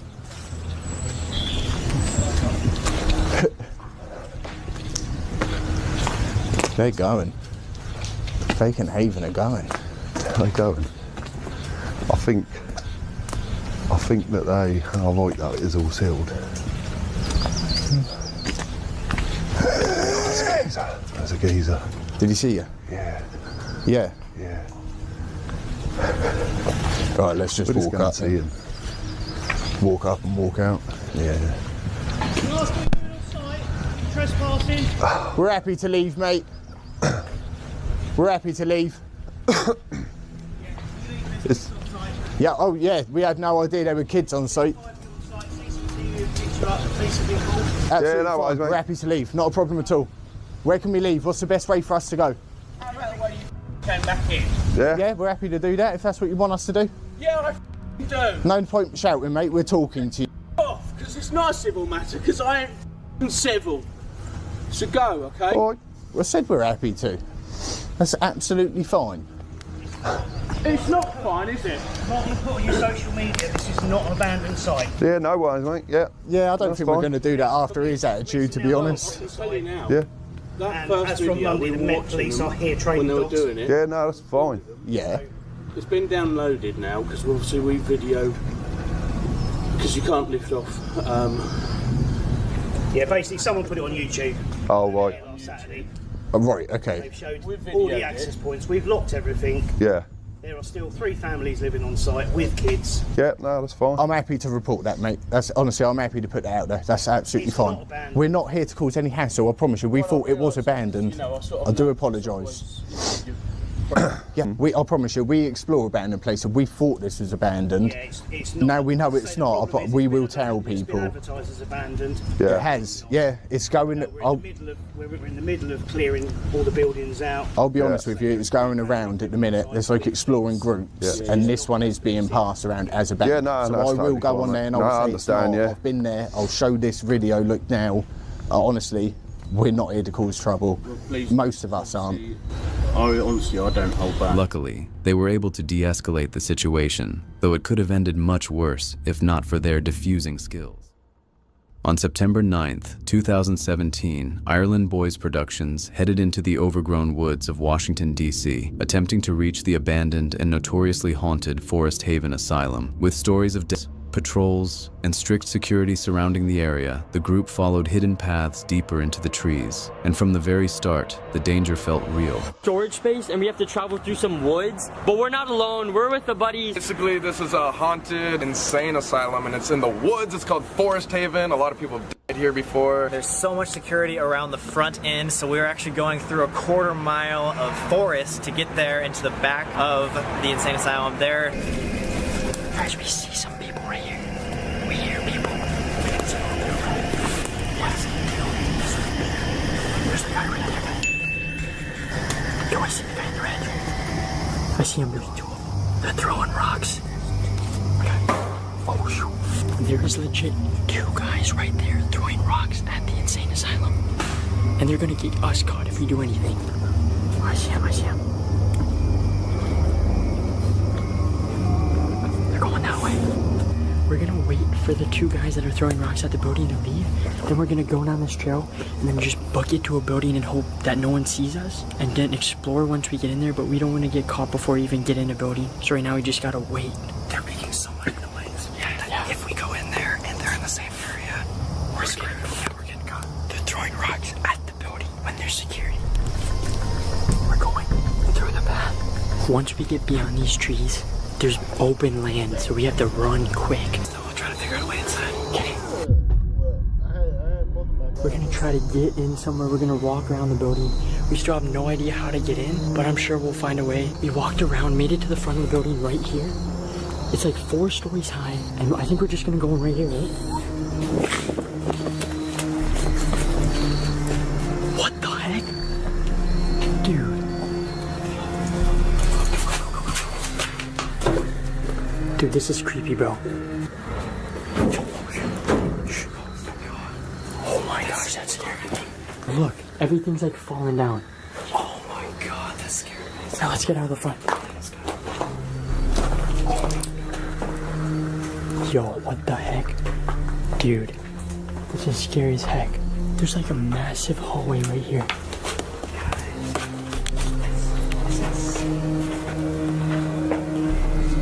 Another fallen ceiling. Yeah, what is this, dude? The whole thing's ruined. This is sketchy, man. Hands down one of the sketchiest places Nick and I have ever been. How about you guys, bro? Dude, definitely. We're going upstairs, guys. This is the end of the second building. There's like a massive puddle of water.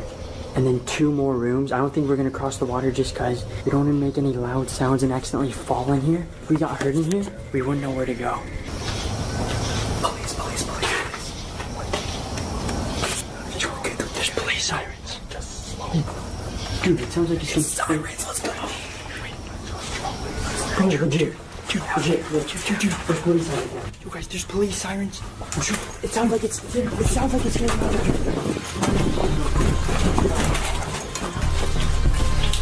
The police sirens are getting louder. We have to go right now. And while we were up there, Ricky and Kobe heard a noise downstairs. We didn't think anything of it. And then we heard it again. So now we definitely have to go. And we have to watch out, see if there's anyone down here. Because if there is, it could be security. Let's see if we hear the cop sounds anywhere.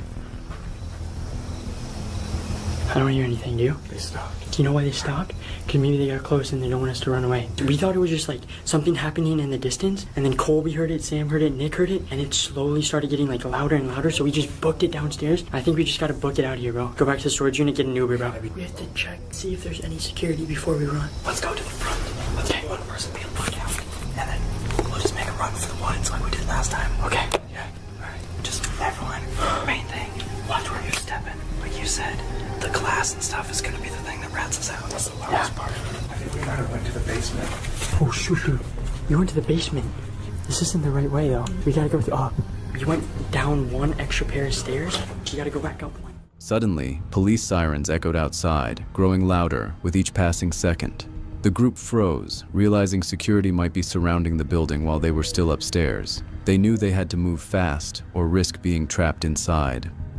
Super dark now. There's people going inside insane asylum right now. You probably can't see like anything, but they're legit going in. Yo, people just went in insane asylum. Oh shoot.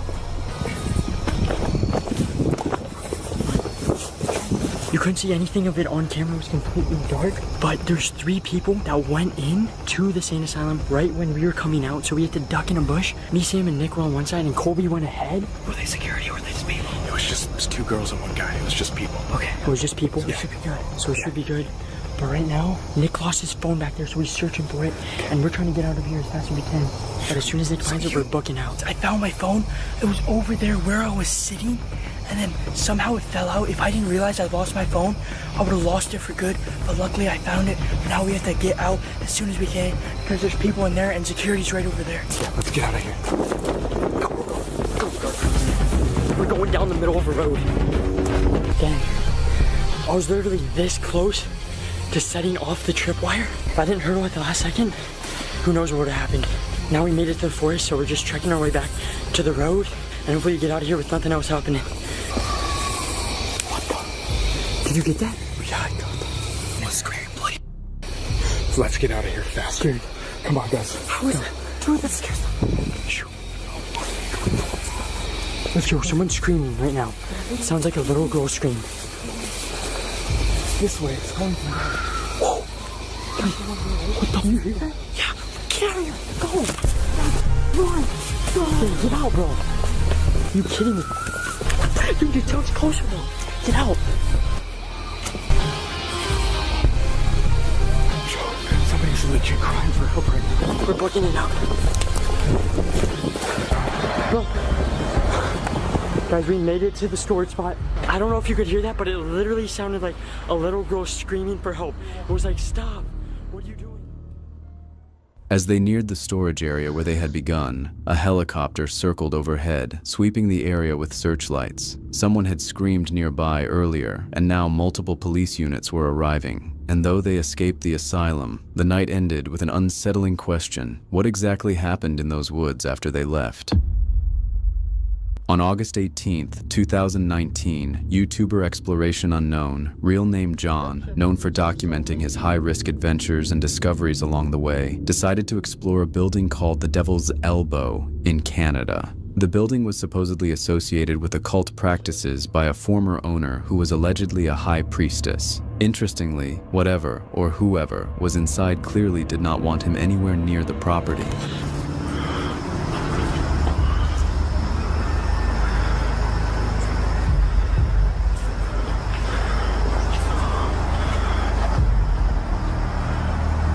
What is up, guys? It is John. I'm back with another adventure, and I am in Canada, and I'm in an area known as the Devil's Elbow. Now, the reason it's called Devil's Elbow is because this house right here, the original owner of this house was a high priestess or priest in the occult, and they practice all kinds of different crazy rituals and ceremonies here. So people have tried to buy this house. They're seeing signs of people fixing it up. No one will live here, guys. Too much freaking activity. And guys, I want to explore this place. There's a fairly new washing machine in here. And you can see all the material. They were definitely, someone has worked on this at some point. There we go. I think I'm gonna go back inside, dude. I don't know.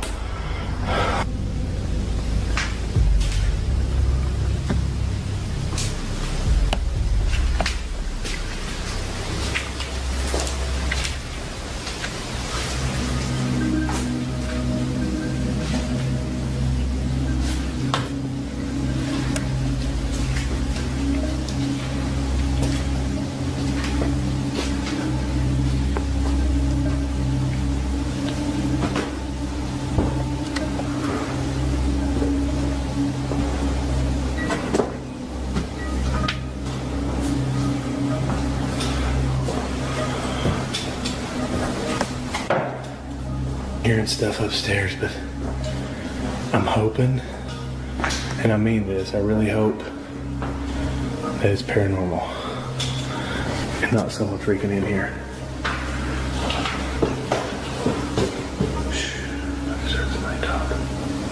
Hello?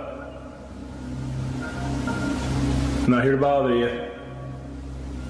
Is anybody in here? I thought I heard a man's voice.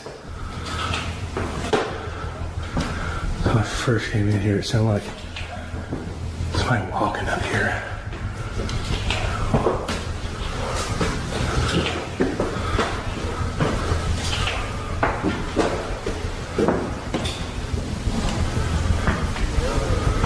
As his exploration progressed, things quickly took a turn for the worse. With each step he took, he came closer to whatever was lurking in the building.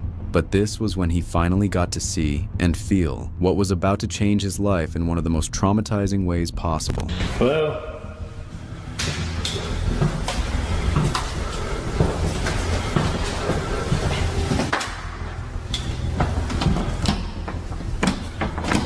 Door's locked. I think this looks like it must have been the master bedroom. Oh yeah. Well, this is weird. 2 toilets, 2 Johns in the waiting. It's a jetted tub. Windows open. This place is pretty cool. Oh, there's a balcony out there too. See if we can get the door open. Keys are making noises. Freaking somebody down there, dude. Come on, quit messing with me. I'm just trying to freaking. I'll leave. There's somebody else in here. As I've got myself in a bad situation. Oh, jeez. Oh, jeez. Oh, freaking out of here. Alright, guys, I'm going to head downstairs. I'm scared. Hello? I don't see anybody.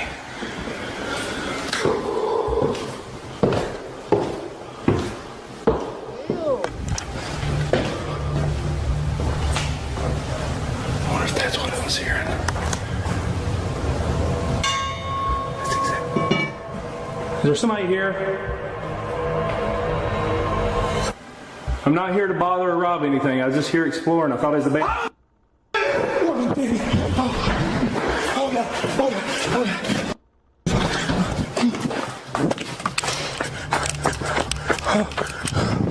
Oh, God, turn on. Oh, my God. Oh, my God. Oh, my God. Oh, my God. Oh, my God.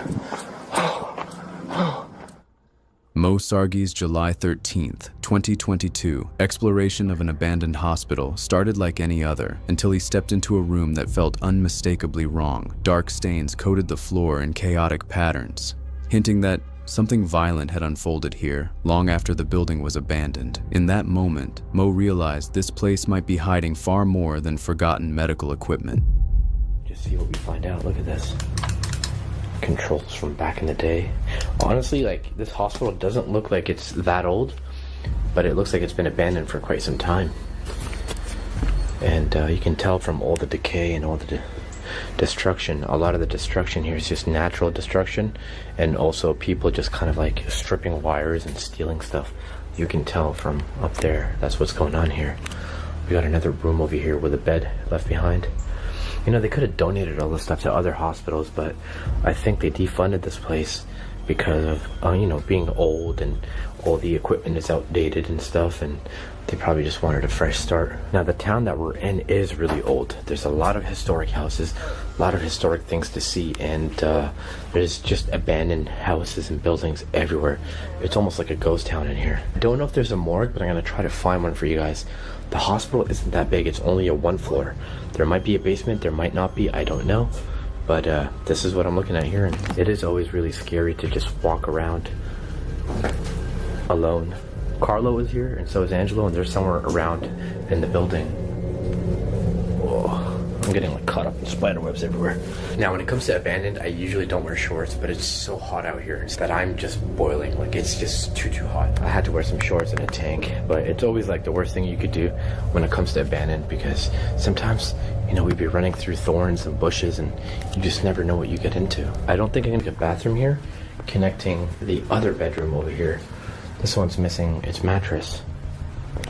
That's pretty cool. Whoa, that is awesome. Love seeing that. Oh my God.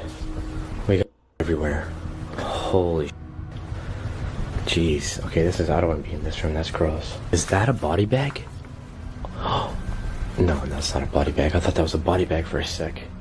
Jesus Christ. No, that's just a mattress. It's so strange though. It's got like these pipes coming down from it. So as you guys can see, I do have my UV light over here, and this is all holy. This is literally, there's blood everywhere in this room, man. This is unbelievable. I did not expect this. I don't know why there's so much here, but look at it. Look at how it illuminates. Jesus Christ, man. Oh my God. I've honestly never seen this much in an abandoned hospital before. Somebody must have cut himself real bad, and not during the hospital days. This must be like something after, like maybe like a homeless man. Maybe somebody slit someone's throat. But yeah, man, there's literally everywhere. Now this is something I've never seen before. A wheelchair this wide. It fits like 3 people. This must have been for someone that was very, very large. Holy, I'm not even gonna go into here because there's just too much in there. And there's, oh, let's go in here. This looks like a really cool area. Lots of stuff left behind here. There's a lot of, what is this? Band-aids? God, what is all this? Electrosurgical tip cleaner. Okay, there's plenty of that here if anybody wants some. I feel so dirty after walking in here. Like usually I'm all dressed up when I'm inside of these places. Wow, just so much products left behind. Shame on them. They could have easily donated this stuff. But I guess nobody cares, right? Like, look at all this. So much stuff left behind. Look at this, we got popsicles. Looks like a popsicle to me. And we got other stuff. What the f was that? Something just got thrown over here. Something just got thrown over here. Where are you guys? Yep, that was kind of weird. Something got thrown in this room. Man, can you imagine how much pain went on in here during these surgeries? All the surgical equipment. Hey, the popsicle. We still got a popsicle over here. Wonder what flavor that is. We got some on the bed over here. There's lots, obviously, as you guys can see. And then we got gloves covered over here. We got a bottle of wine. Some doctor was probably working late hours, operating, having a cup of wine while he was operating on someone's brain, you know. Perfectly normal. Perfectly normal. And then we got this machine over here. No clue what this machine does, but it looks pretty friggin' terrifying. Not something I ever want to deal with. So there's so much more. So much more. It's just surreal to the amount of, look at this, another surgery room here. And this one just looks terrible. Later, near the OR wing, something suddenly flew across a room and hit the floor, even though no one else was inside. The guys tried to rationalize it, but the echoing clatter and the feeling of being watched made the entire area shift from eerie to dangerous. By then, every dark hallway felt like it was hiding someone or something, waiting just out of sight. Disclaimer, all stunts performed in this video are done in a controlled professional environment.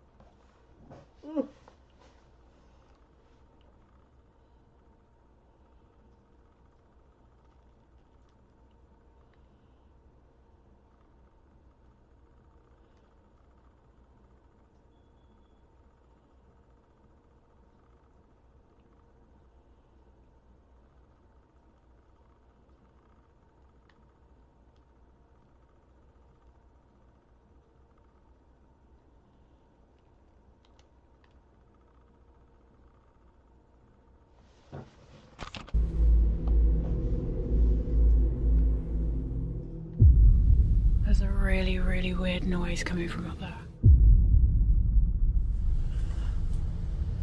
It was like something got hit. Wait for nightfall. By day, the forest feels safe. A world of quiet trails, drifting leaves, and distant bird song.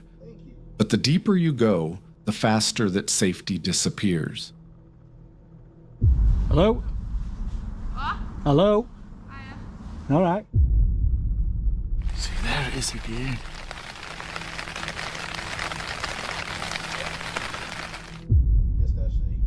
And it's dry. What?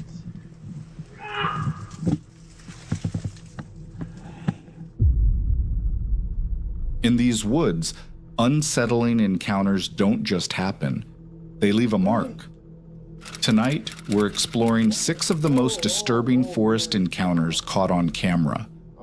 Moments where hikers, campers, and explorers realized they weren't nearly as alone as they thought.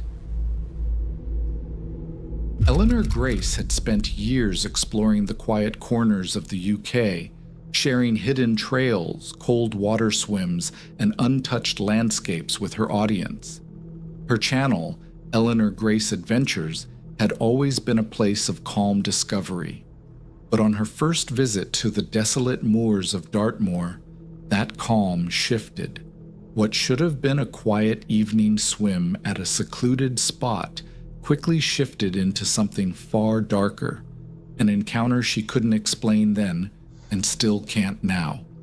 On May 22, 2025, under a gray sky, Eleanor began her hike across Dartmoor toward a location she'd pinned on her map, an old, abandoned mining quarry, rumored to be a unique place for a wild swim. We're heading somewhere that I've never been to before, but I really wanted to check out this evening. I was really looking forward to a sunny evening with a potential sunset, and it's just gone incredibly grey. In the middle of Dartmoor. I wanted to do an evening hike, and I was looking on my All Trails app for somewhere really nice. Whilst I was checking out my All Trails app, I came across this place, and it's an old mining quarry, which is literally, now I'm not too sure if it's this one or there. Determined to find the spot before nightfall, she pressed on through deep, boggy grass. As she finally laid eyes on the quarry, she was struck by its appearance. A true hidden gem, but one that held a strangely eerie atmosphere. You have got to be kidding me. What a hidden gem. It's quite eerie, actually. Yeah, I don't... Hello? Hello? Hello?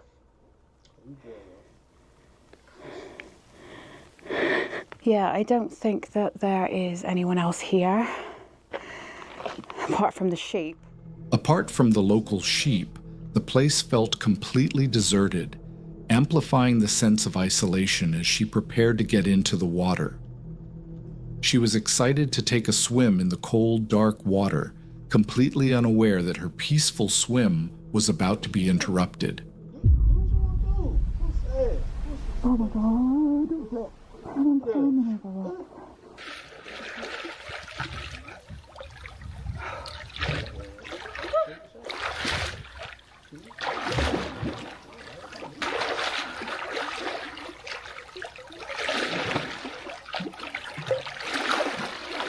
Oh God, the rocks are quite high and jagged. It's not overly deep, so you've got to be careful where you're putting your legs, really, or kicking your legs to swim.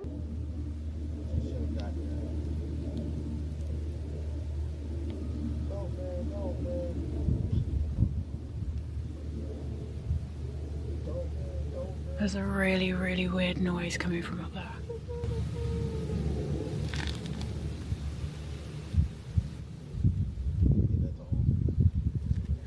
I don't know if someone's wild camping and pumping up something, because that's what I can hear. It sounds like that, either that or it's extremely loud, heavy panting. God, I hope it's someone wild camping. From somewhere above the quarry walls, a bizarre noise echoed through the desolate landscape. With no one else in sight, the isolated quarry began to feel less like a hidden paradise and more like a trap. As dusk began to settle, making the area feel even more ominous, Eleanor got out of the water, the strange noise still on her mind. It's getting very chilly and quite dark, actually. That was a bit risky, then getting undressed and then dressed, trying to keep my towel around me. I did keep hearing that noise, so I don't know what it was. It could have been an animal. The journey back proved to be a disorienting struggle through marshland, her anxiety growing with every step. Nice swim. Nice little stroll. Of course she chooses to go over marshland and now she can't get out. It's the only way there. I'm like checking it all now. Oh my God. This is up to my thighs. Oh, for God's sake. I'm coming, Stitch. I'm coming, I'm trying my best. The reviews on this place, they were right. Okay, so that's the stream. The car's underneath those trees. How do I get around this? I'm gonna have to go up here. A desperate feeling of needing to escape the area took hold, but getting back to the safety of her car wasn't so simple, and the feeling of being watched intensified with the fading light. It wasn't until the next morning that Eleanor Grace could fully process the events of the previous night. I want to talk about last night. Oh, here we go. I'm probably gonna get people like, you're clickbaiting. I love it how like people immediately think you're clickbaiting because like, where's the evidence of your suffering? Dartmoor in itself, it's very vast, very big. There's a lot of beautiful places. There's a lot of ancient monuments. There's a lot of all that stuff going on. For the vast majority, it looks like this, okay? So there's a lot of tors and woodlands and forests and stuff like that thrown in, which is absolutely gorgeous too. In some places on Dartmoor, yes, it does feel a little bit eerie. And I don't know if it's because I was completely alone. Like, a part of me wishes I had someone with me so that I could ask them how they felt about it. But then again, I might not have got the same experience because, you know, when you're on your own, you're not distracted. You're just you there in the environment in the present moment. I do like to think there's an explanation for a lot of these things, but I'll be honest, that place was eerie as hell. And I don't know if it's because of the noises I heard or just the overall vibe itself. An overwhelming sense of dread settled over the quarry, growing heavier with every passing second. And as she tried to leave, it intensified, almost as if something didn't want her to go. But the horror wasn't over. As she was recounting her experience to the camera, a new, inexplicable sound cut through the air. I don't think I'll be going back there again just because of the overwhelming vibe it gave me of just pure haunted. Even more so than somewhere like Wistman's Wood, which is down the road from me, which is meant to be one of the most haunted places on Dartmoor. I didn't feel anything there. What was that noise? It sounded like someone pumping something up. I honestly don't know if this is all in my head, but did I hear machinery again? Did you know that? Sounded like a Maybe a dragging sound. It was a dragging sound. It was like someone had dropped a box. In a place that had been abandoned for a century with no logical explanation, the sound was a terrifying confirmation that she might not have been alone after all. What was making those noises at the quarry? Was it an animal, another camper, or something else entirely? Eleanor Grace was fortunate to leave with only a terrifying story to tell, but one thing is certain. The secrets of that quarry are best left undisturbed. Since 2022, Bear, the creator behind the YouTube channel Exploring with Bear, has been bringing viewers along on his eerie solo camping journeys into some of the most isolated and dangerous places he can find. But on November 19th, 2025, he released a video unlike anything he had posted before, one that left his audience uneasy. The adventure begins with Bear already deep in the woods, a place infamous for Bigfoot sightings and attacks by psychopaths. Even before turning on the camera, a sense of dread had already settled in as strange noises echoed through the trees, sounds that clearly didn't belong in the wilderness. Welcome back to another scary camping adventure. If you're new to the channel, I'm Jer Bear. For tonight's adventure, I've brought us back into Bigfoot territory, but also where psychopaths attack. And before even getting the camera on, I have been hearing some scary things that don't belong out here in the woods. like a bucket. It sounded like a bucket handle, jingling around, decently close to me, right behind us. He sets up his camp, on edge from the start, and prepares to test some new equipment, a powerful flashlight and a thermal camera, hoping to capture whatever might be lurking just beyond the firelight. Almost immediately, the unnerving activity begins, with sounds just outside his tent, followed by a distinct knock that sends a chill down his spine. Oh, I'll get backed up. Sounds like something right outside the tent. Hello?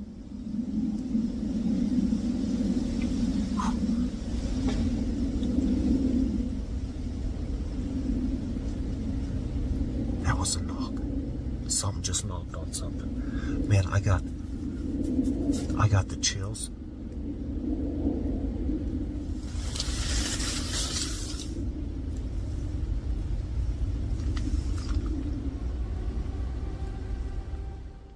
Deciding to confront his fears, Bear grabbed his new flashlight and stepped into the oppressive darkness, heading out on a hike to perform a Bigfoot knock, a technique researchers often use in hopes of getting a response. All right, let's go for a hike. See if we can't see any eyes.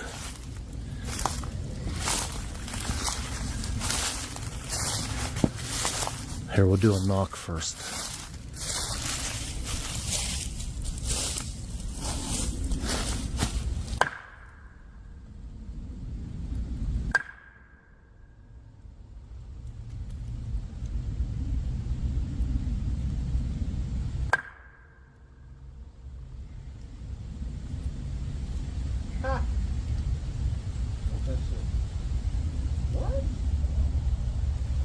That was something.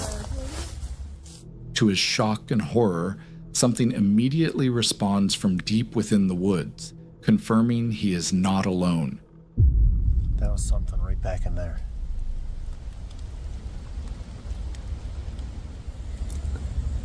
There's been quite a bit of action now, and it's all coming from...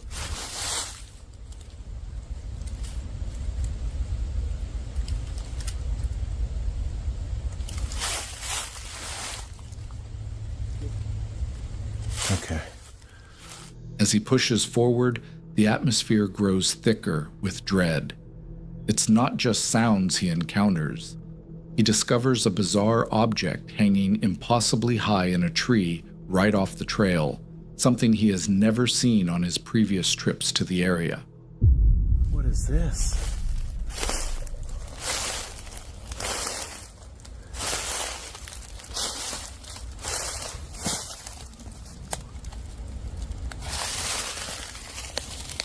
I've never seen those there before.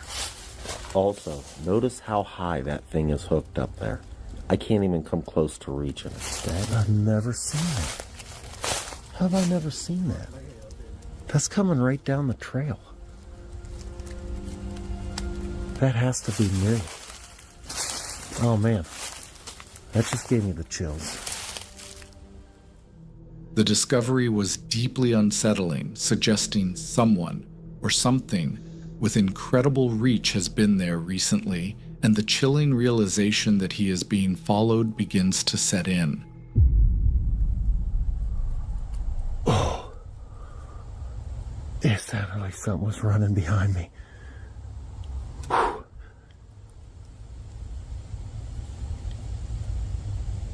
That's crazy. My hairs are standing straight up.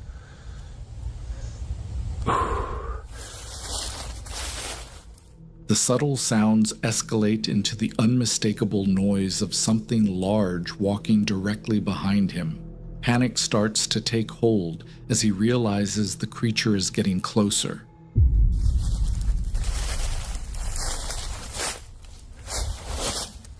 I know you guys hear that. I know you hear that.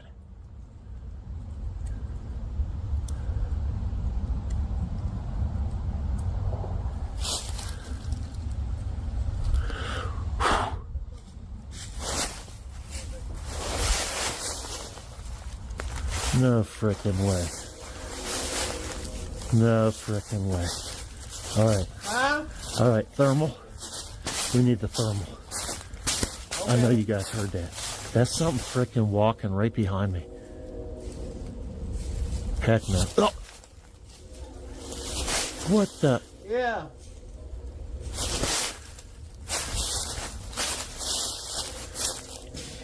Whoa! What? Son of a... Dang it. You can hear it. Okay, I'm getting in the tent. Oh. Oh. Oh my goodness, I know you guys hear that.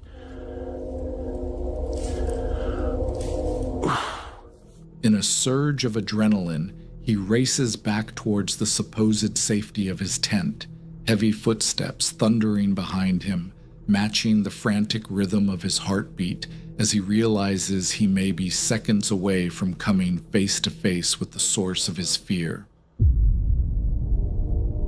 I don't want to be here right now.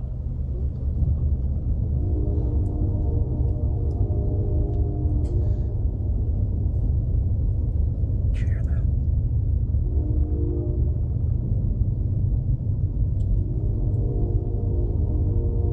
Stinking train, man. That sounded like something was thrown, maybe. I got the chills. Goosebumps on top of goosebumps. It feels like my hair is growing on my head. Once inside the tent, the feeling of safety vanishes as he listens to heavy movement just outside the thin fabric wall. And I started hearing something. Again. It sounded like something was walking out by the truck. I don't know if I'm going to be able to get any sleep.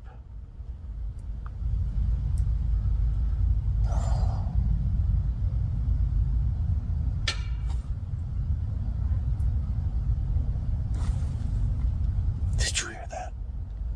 That was like a... It was like something got hit.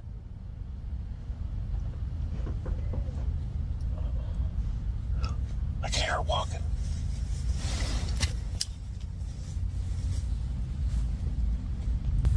I can hear her walking. What the? No. Man, you can hear it. What the heck is that? Hello? It stopped. It stopped as soon as I said hello.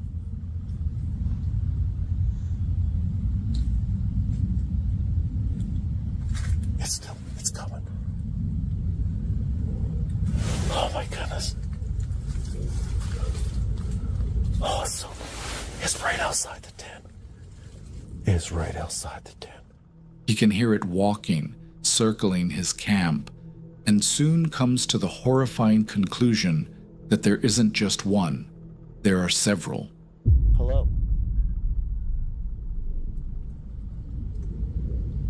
I'm armed. Oh my goodness.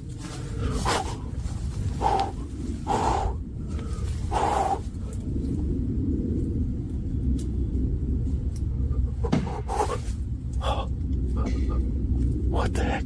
There's more than one. The psychological terror peaks and becomes a physical threat when one of the creatures suddenly strikes the side of his tent. It sounded like it at least backed away from the tent, but then it sounded like there was even more. Like 3. Wait. Oh! Oh!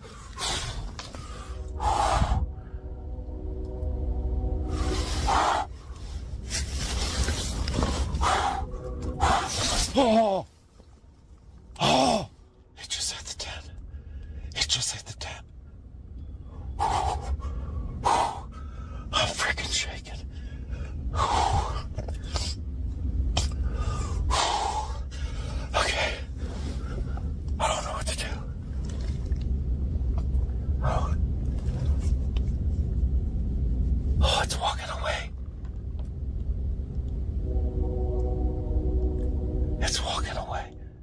Frozen in fear, Bear listens as the creatures continue to move around him, one of them walking away while others remain. Overcome with nausea and terror, he knows he has to escape. That's clicking or growling. I just heard clicking or growling. I feel like I'm gonna puke. I'm gonna puke.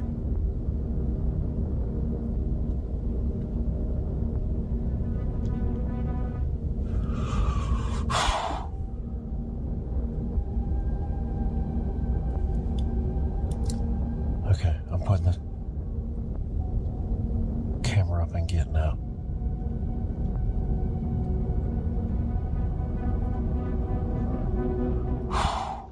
Although he managed to get away, the terrifying question remains. What was hunting him in the woods that night? Was it a shadow born of the woods themselves, or something else entirely? Their intentions seemed far more sinister than mere curiosity, and the encounter could have easily ended in tragedy. One thing is for certain, he won't be returning to that location anytime soon. Meet Moxley, the creator behind the YouTube channel Moxley's Paranormal World. His videos often take him into abandoned buildings, forgotten ruins, and haunted forest where he spends the night in hopes of documenting whatever lingers beyond the veil. But during one overnight expedition, he and his friend Ming would learn how some forests hide dangers far more real than ghosts. On the dark evening of October 9th, 2025, the two arrived at the infamous Pretoria Pits, a place known for unexplained activity long before the tragedy tied to its name. Tonight we're going on a haunted camp up at the Pretoria Pits. This place has got so many reports of hauntings dating all the way back to 1910 when the original pit disaster happened. Even before that, the workers down in the pits, they were witnessing paranormal activity. We're going to find somewhere to camp, and then I'll talk a little bit more about the stories of the hauntings up here, and then we'll do a bit of a paranormal investigation, a ghost hunt. Their intentions were clear: set up camp, explore the area, and see whether any lingering spirits might respond. But as they moved deeper into the woods, the atmosphere shifted, growing heavier and more unnerving. The place is huge, but the history to it is unreal. But there's a lake just to my right here, and it's said that a white lady has been spotted around it. Let's have a look. I bet that is horrifying at night. But yeah, there's been multiple reports of a white lady seen at this lake. I have to say though, a white lady, she gets around, doesn't she? Well, yeah, you can just see now, just through the trees, this is where pit number 3 is, where 344 people lost their lives. Passing the lake where a white lady is often reported, and the ruins of the old pit, which claimed 344 lives, they felt the weight of the land shaping the tone for the night ahead. While searching for a place to pitch their tents, the first signs of trouble emerged. So I can come back and collect a load of these bricks, and then with them we can do like a little fire pit, get a fire going, keep warm.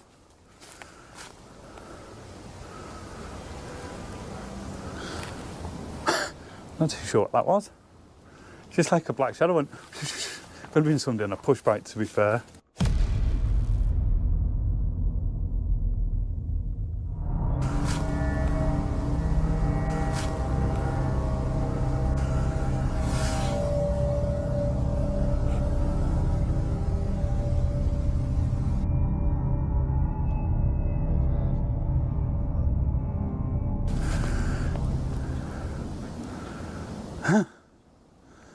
Thought we were a lot further in than that. Could have sworn a shadow went straight through, and it was silent. Okay, but this place is known thought it's paranormal. I'm not saying that was paranormal, but it was odd. It was very odd. Moxley spotted what looked like a black figure darting between the trees.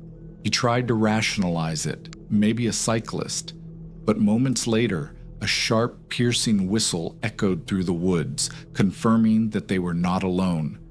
Well, let's go get the tents up. Let's get the kettle on, have a coffee, then wait for nightfall to...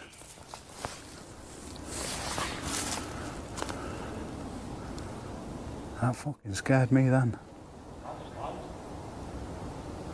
That was very loud, wasn't it? Yeah, that was really loud. I was like, hey. Yeah. So there is people in the woods. That will explain what I seen going past then. Hey Ming, yo. We've walked in here. Yeah. We're away from the trail. Yeah. Right. So I'm stood over there before that whistle. I swear, through the trees, something went through the trees. Okay. I can't rule out somebody on a push bike. Right. But then, it's possible. That whistling, that whistle. So there's definitely people out here. Caution set in immediately. With their large backpacks and camera gear, they knew they might have drawn unwanted attention, and the sense of being watched grew steadily. As darkness settled and they established their camp, the situation escalated. We heard a noise, we've put it down to an animal, then we've heard something else, then again, animals, stuff like that.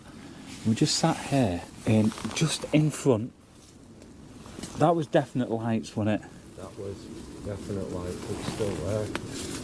Is it still there? Yeah. Can't really see it on the camera, but... I can... They'll know we're there now. I'm not sure, but to try and zoom in for it, I don't think it's going to do it, mate. It was moving through the trees, so we're definitely not alone out there. But it's just worrying.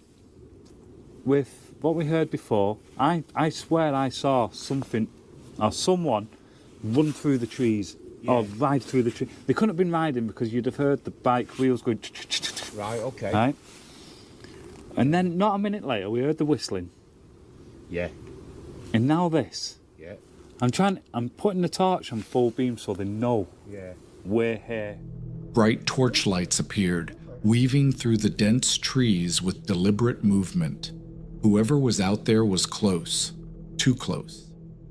Believe me. Hey, Ming. That's not good. Like I was saying, folks, I'm not one for lying, and people that watch me know this. But Ming, that's a black bag there. That is a black bag. And that's in a bit of a ditch as well.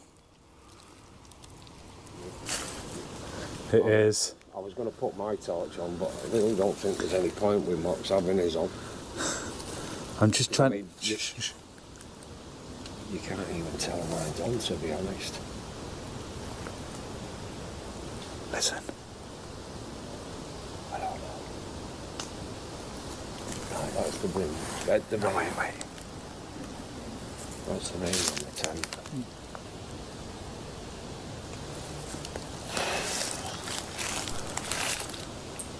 I can't tell if I can hear talking or not. Folks, this is ridiculous. I mean, we've not known since God.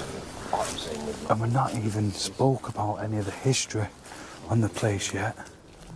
Soon after, unusual noise erupted from the direction of the old pits, stopping every time they lifted their cameras to record, as if someone was intentionally playing with them. So I just had a walk around. Yeah. There's nobody there. Played the Spirit Talker for a minute, just out of curiosity more than anything. And one of the things that it said is, "We are watching you." Right, well that would actually coincide with... Oh my God.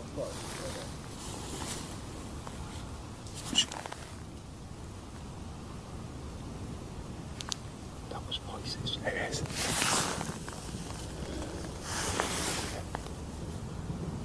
I've literally just come back from walking around. You just been over that side? Yeah. There's nobody there, mate. Well, I'm glad you've got your camera on. I heard that voice then. Yeah, I did. The feeling of being toyed became impossible to ignore. Growing increasingly uneasy, Moxley walked the perimeter of their campsite, searching for signs of who or what was out there. He found nothing, but the moment he sat back down, a clear, disembodied voice rose from the very area he had just checked. The rain sort of died down, so let's go for a little walk, a little explore, and let's do a little bit of a ghost hunt. Let's see if we can try and communicate with whatever is out here. The night's tension peaked soon after. As Moxley prepared for a solo investigation, he spotted 2 sets of bright torches advancing directly toward their camp.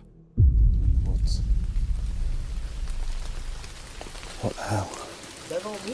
I don't know if you're seeing those lights. There's definitely people there again. I think we're just going to walk over and do a bit of a ghost hunt. It's not coming up. Ming? Yeah. Ming? Yeah. Right. There's 2 sets of torches coming towards us, mate. Right, okay. I knew I heard something. When I was laying in the tent, I knew I heard something.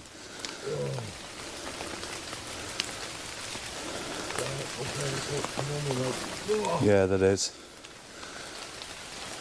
I'm going to flash back over towards them. They're over there, where my torch is now. Yeah, you can see it. See them?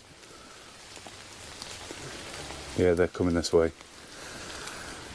I told you, didn't I, when I was in the tent. When he shined his own light in their direction, the torches instantly shut off, only for a taunting strobe light to flash back at them from the darkness. Whoever this was, they weren't lost. This felt intentional, threatening. A short while later, something slammed against the side of Moxley's tent. Honestly, this is risky. It is risky. What was that? Don't know. Wasn't something in that can, was it? Could have been. Could have been. As long as it's not somebody bleeding throwing stuff at us. No, I don't think so.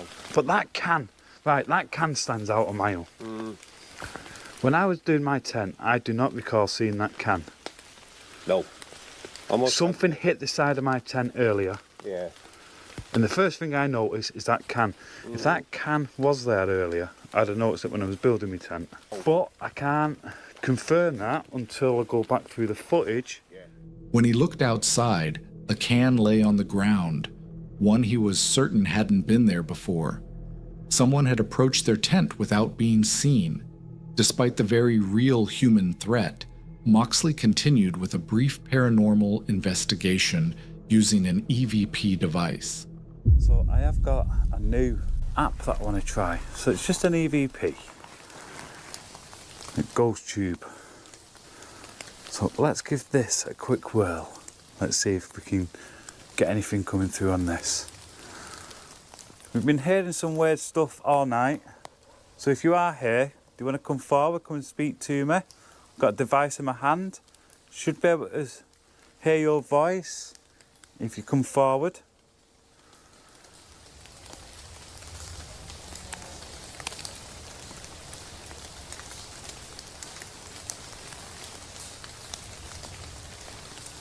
The fuck was that?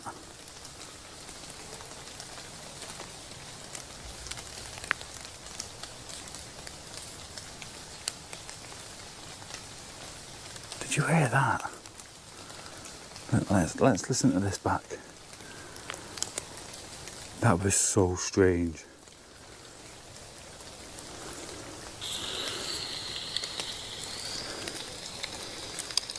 Yeah.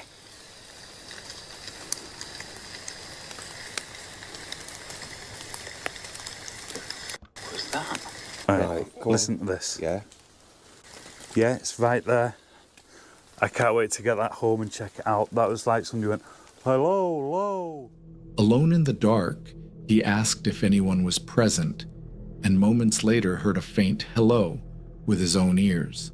The recorder confirmed it. The same voice was captured clearly. It was undeniable evidence that they were dealing with two different dangers at once: the unseen people in the woods and the restless spirits tied to the pit. Me and Ming's just been listening back to this EVP. Honestly, this is actually incredible. Listen one more time.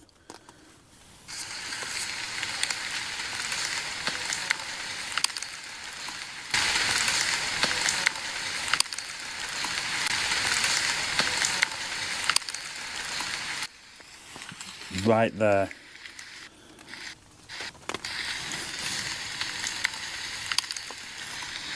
It sounds like to me, hello. Oh, I've just got no words for that. That's incredible. But I heard it as well. So it wasn't just through the EVP, I heard it out in the woods. Definitely something not right with this place. There's definitely something out there. With no safe way to leave in the dark, Moxley and Maine remained awake for the rest of the night, alert to every sound. The mystery of the lights was never solved. The EVP left no doubt that something spiritual was present, but the torches and the people controlling them created a threat far more immediate. In the deep, silent woods, one truth was unmistakable. You never really know who or what is watching from between the trees. Our next case follows an explorer named Gaz, the creator behind Grizzly Gaz. He ventures into the UK's most abandoned and reportedly haunted locations, often with his trusty companion, a dog named Fendi. Gaz's calm demeanor and solo explorations create a uniquely immersive and often terrifying experience for his viewers. But on October 31st, 2022, his courage would face its greatest test, as he chose to spend the night in a place most people wouldn't step into, even under a full midday sun. On a mission to document a piece of forgotten history, Gaz set out to find the remains of a demolished church and its accompanying graveyard, a place with a dark and extensive past. I'm here in Stoneywood Cemetery to try and find an old church that's been demolished, but there's still a spire left, and also a forgotten graveyard that's apparently haunted. So come on, let's go find it. He quickly located the ruins of the old Church of England building, which was torn down in 2007 after suffering storm damage. All that remained was its magnificent Gothic-style spire and the lower foundation walls, standing like a skeletal monument to what once was. This was the old Church of England church that sadly got storm damage and was demolished in 2007, but they kept the spire. Magnificent, and the lower, looks like they've left the lower parts of it as well. And this is inside the church. Oh look, it's still got the old tile floor.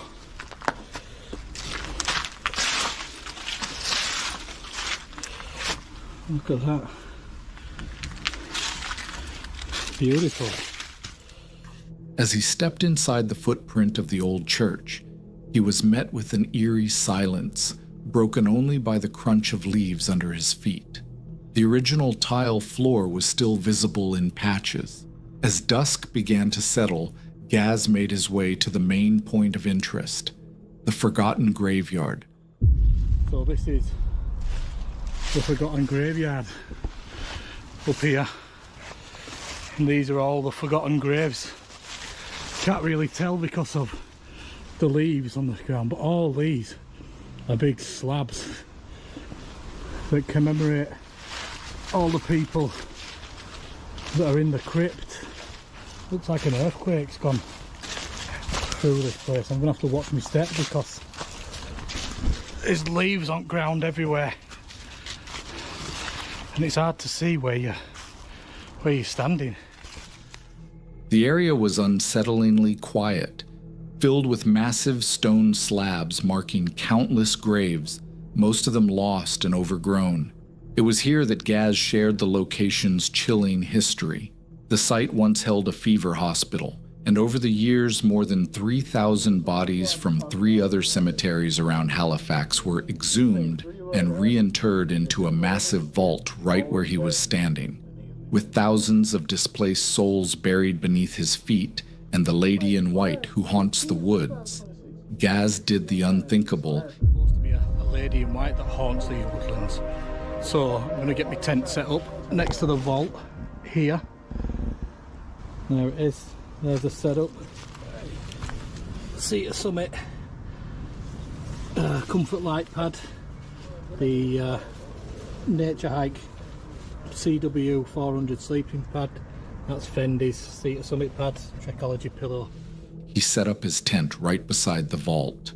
As darkness completely enveloped the cemetery, Gaz began his investigation, using a device to try and communicate with any spirits present, and it wasn't long before he got a response.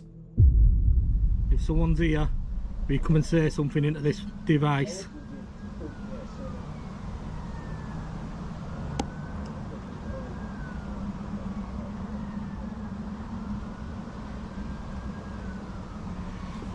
Lower. Lower? What do you mean lower? Lower what? Lower in the ground?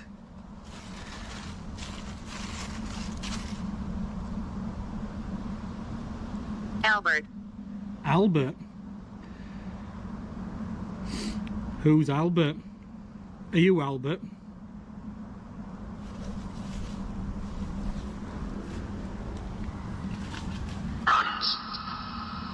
What the hell was that? Hello? After asking if anyone was with him, a clear voice came through the device, speaking a single name, Albert. Unsettled, but determined, he continued exploring the pitch-black grounds. While filming, he caught a glimpse of a shadow moving in the ruins, convincing him that he and Fendi were not alone, and soon his exploration then led him to an even more disturbing discovery. Look, this is where pets look, I think. Missy, and that's a picture of a cat. Oh no, I mean Pet Cemetery. Get out of here. Come on, Fendi, we need to get out of here. I've seen the Stephen King movie. A small, hidden pet cemetery, bringing the chilling Stephen King novel to mind and adding another layer of dread to the night. Later, as Gaz and Fendi sat near their tent, the silence of the graveyard was suddenly broken by an unexpected sound.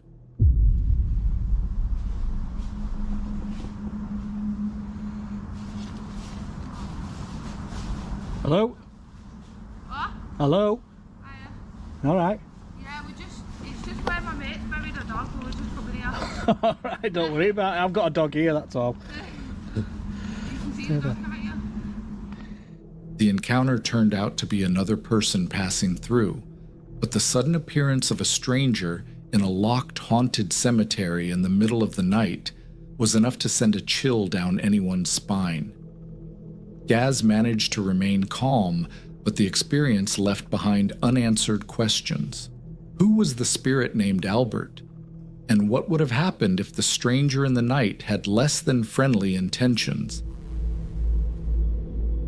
English Woodsman is a YouTube channel known for offering a peaceful escape into the natural world, filled with bushcraft skills, honest gear reviews, and quiet nights spent beneath the stars. But on one particular night in March 2023, the calm Daniel Mark O'Neill hoped for would be broken by an unseen presence, turning a simple overnight trip into something far more unsettling. The evening had started with genuine excitement. He was finally setting up his dream tent, a long-awaited addition to his gear collection. I'm looking forward to this camp. Like I said, it's my dream tent. It's a tent that I wanted for a long time. beginning of my YouTube channel, let's say, I couldn't really afford the most expensive tents, let's say. I could only afford the low budget ones, and I mean the really low budget ones. But this one is a tent, like I said, I wanted for a while. And this is a new little stove that I'm going to show you. A quiet night testing it out was all he expected, completely unaware of what the darkness around him would bring. As he began setting up camp, the first hint of trouble appeared. There's some holes. I've got 1, 2, 3 holes here in the top of the tent. And if it does rain, well, that's the point where it's going to come down. I'll show you I'll see if I can show you. I don't know if I can do, but you might be able to see the sky through it a little bit. Yeah, you can see 2 of them here. There's another one.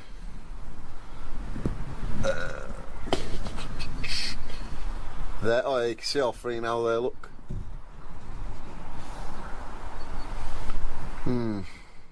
He discovered 3 small holes in the fly sheet, breaking his only layer of protection and leaving him suddenly aware of how exposed he truly was.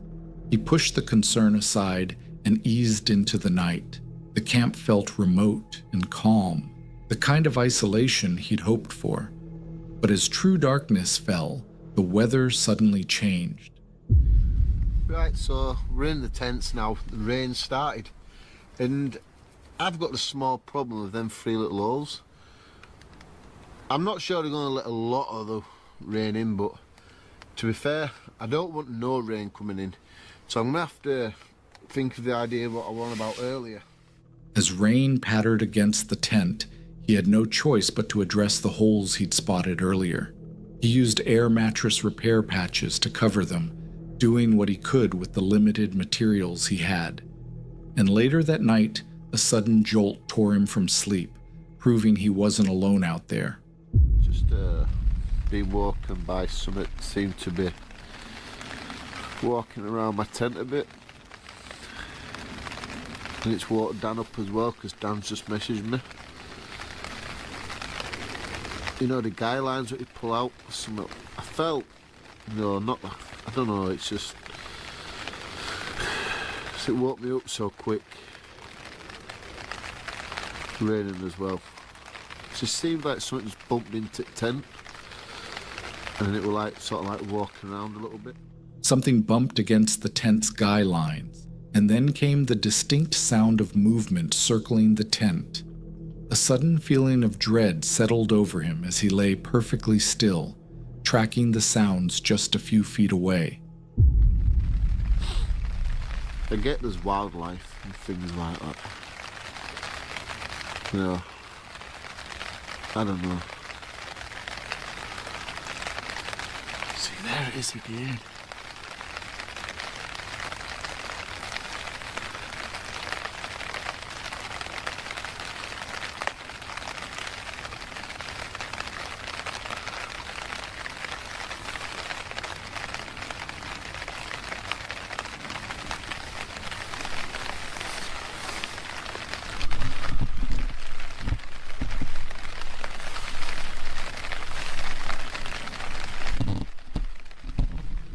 A strange guttural sound echoed from just outside the tent. He froze, heart hammering as it repeated, closer this time. Whatever was out there wanted him to know it was there, and he could do nothing but lie trapped inside, listening in fear and willing the sunrise to come. Well, good morning, people. I don't know what was going on last night outside his tents, but I'm just going to try to forget about it, to be truthful. I'm alive, it was not bad, take it. I don't know, could have just been somebody walking around trying not to disturb us, something like, I don't know, something like that. This tent needs a lot of work to it. The zip's broke now on the door. It's just, it don't feel like it's waterproof, so I'm gonna have to sort the zip out and then really look after it, give it a fab seal, reseal all the seams on the inside. By morning, the events of the night still hung heavily over the campsite. He tried to make sense of it all, but the memory of those sounds and the feeling of something circling him refused to fade. The night had left a physical reminder, too. The zipper on his tent door was broken, leaving him unable to fully seal his shelter. He left with a damaged tent and an unanswered mystery, a tangible trace of whatever had come so close. Although he made it out of the woods safely, the question of what prowled outside his tent still lingers. Was it just a curious animal, or something far more unsettling? Safety Third is a YouTube channel run by an urban explorer named Jed, who ventures deep into the wilderness to uncover the hidden secrets of abandoned mines. His videos capture the raw, hazardous realities, from collapsing entrances to long-forgotten tunnels, giving viewers a front-row seat to history left untouched. But one solo expedition uploaded on January 1st, 2025, would remind him that sometimes the greatest dangers aren't structural, but something far more alive. The day began like any other exploration, with the creator setting out to find a series of abandoned mines in a remote valley. The journey itself was a challenge, starting with an old imposing railroad bridge and the need to forge a path across a wide creek. I have no idea what condition they're in. We've been in this area before. We're in the west part, so it's kind of a toss up here. But there is this old railroad bridge. This thing is very old and it's very big. We need to get across Rock Creek. If it's the Shalatoe Trace Trail, it's a pretty famous trail. It probably has a bridge we can use. And then we can just go through the woods to access what we want. So we'll probably just cross the creek. I'm just gonna put the waterproof covers on my shoes and cross here.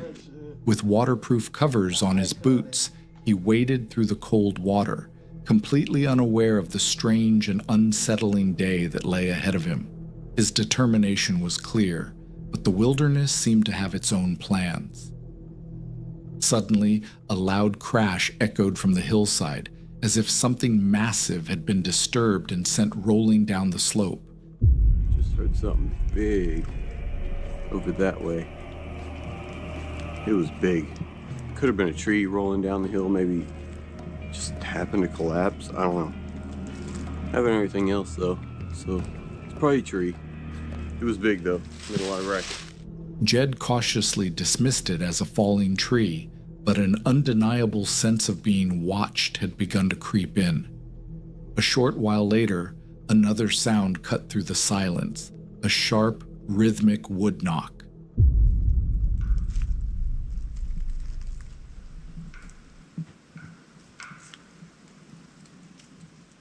Something's knocking wood up there. I don't know, that's weird. What is that, man? It seems like maybe it's a squirrel cracking a nut or something. Again, he tried to rationalize it, but the feeling that he was not alone was growing stronger with every step, until he finally located the mines.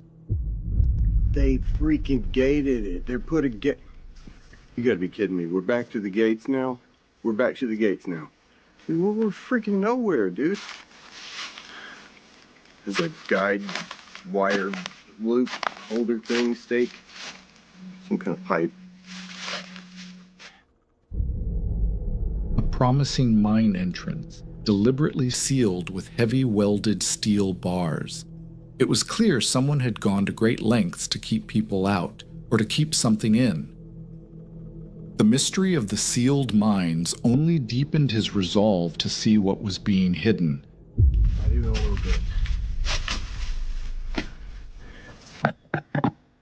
But there's artifacts. How do we get over this? I bet that sucker goes somewhere too. This old electrical, freaking concrete man door. I can't tell how old that is.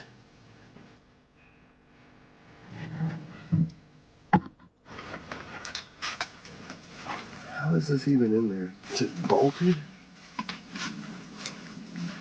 Oh, it's welded and then they bolted into the rock.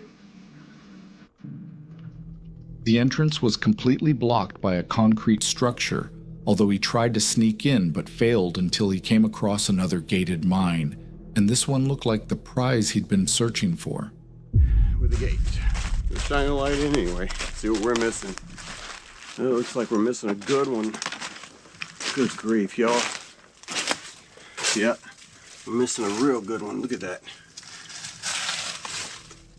Peering through the bars with his flashlight, Jed could see a large, stable-looking tunnel stretching into the darkness. But as he stood there, a sudden guttural scream ripped through the silent woods.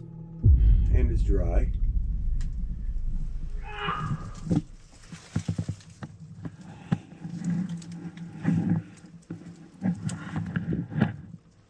What the freak?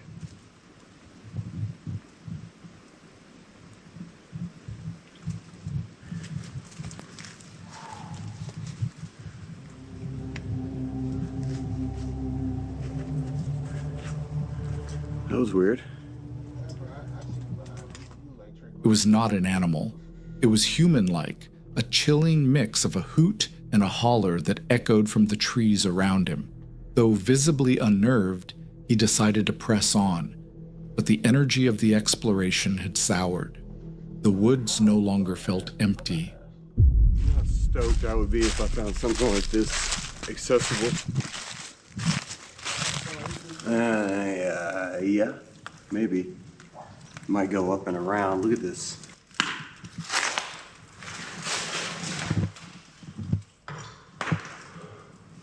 So that was a big deal. You can get around that collapse, it looks like, to the right there. These aren't even that old, man. I mean, it could be totally collapsed right there, but that is a legit coal mine. Not even that old. Not as old as most that we've seen here, you know. But if I were to find something like this without that gate, you better believe I'm putting on the water covering, or the boot coverings, and I'm going in there. That would be amazing. Every sealed mine Jed found now seemed less like an obstacle and more like a confirmation that he was trespassing in a place he shouldn't be. Eventually, he abandoned his search and retreated to the safety of an established hiking trail, the strange encounter replaying in his mind.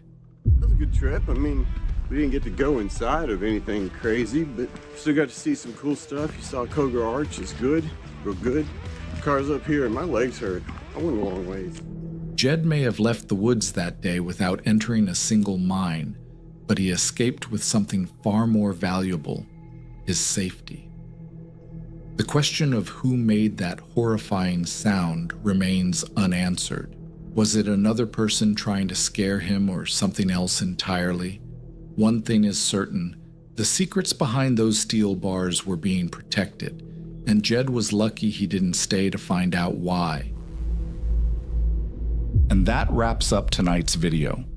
These 6 encounters remind us that even the calmest forest can turn dangerous without warning. If you enjoyed the video, be sure to like, subscribe,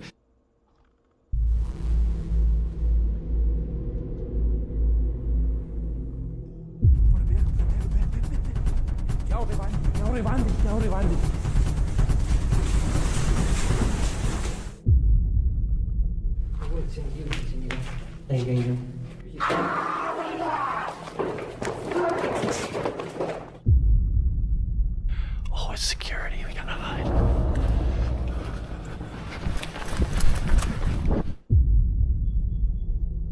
Abandoned buildings aren't just empty structures, broken glass and collapsing walls.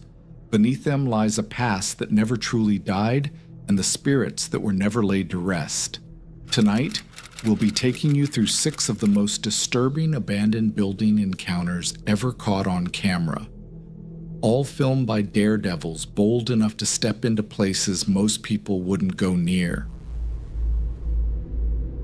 First up comes an upload from YouTube channel Sinomass. Through their lens, viewers are taken deep into the heart of derelict and decaying places long reclaimed by nature.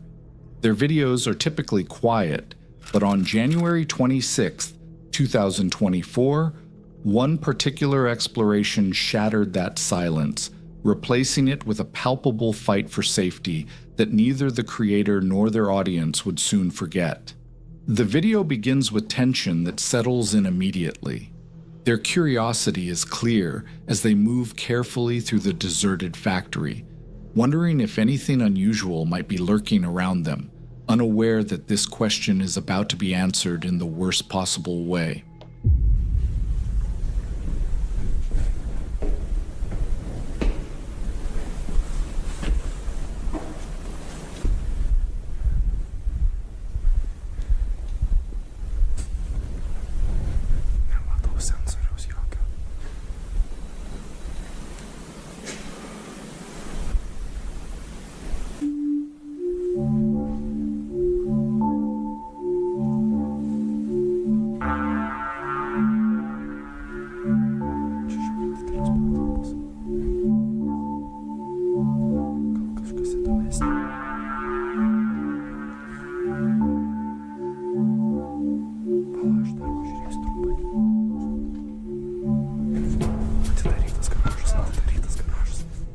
Inside, as they move deeper into the decaying property, that unsettling invitation turns to horror when their eyes land on something that shouldn't have been there at all.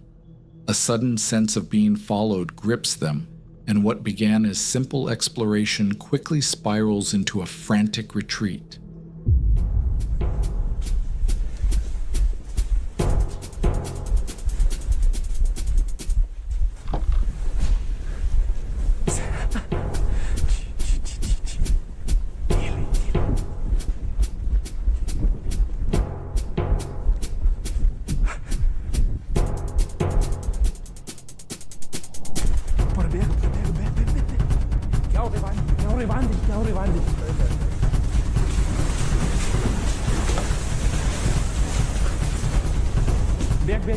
Bek.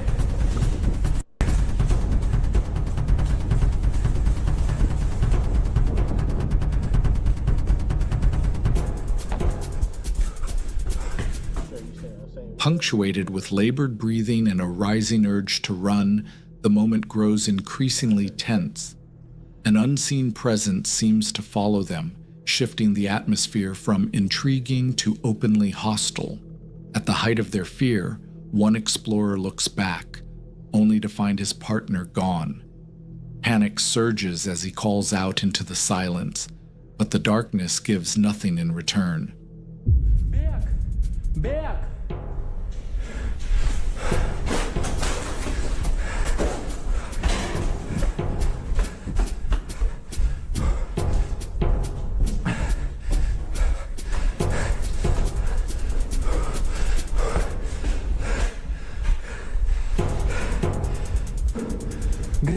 Гречу.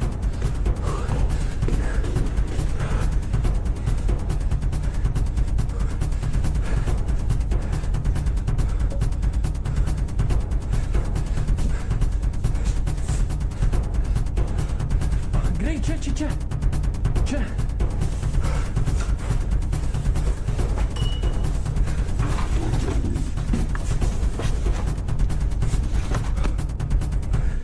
Holy shit, Zähne. Fucks. Laboratorium gerät. Struggling to find the way out, they insisted they meant no harm and had only wanted to look around, hoping the presence that noticed them would fade away. But the moment they believed they had made it out safely and the danger had passed, they were forced to realize it never truly was.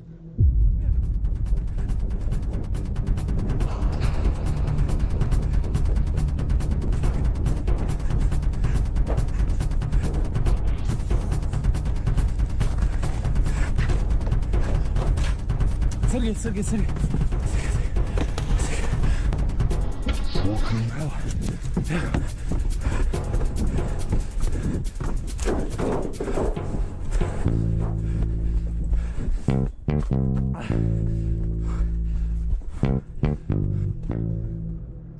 sense of being followed persisted, and when they realized their words had no effect, desperation took hold.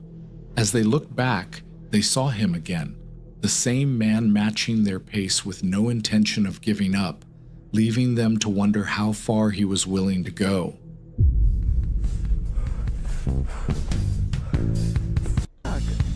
Горячо! Шудос!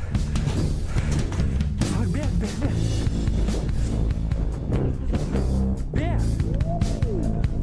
Клапай сюда! Greičiau, lip. Mes nieko nevandalizuojam. Mes nelaužom, mes nevagiam. Mes norim patyrinėti apleistą vietą. Mes nieko tikrai nevagiam. Aš viską ant kameros turiu. Mes žinom, bet mes tikrai. Nu įdomi yra apleista vieta, daug istorijos.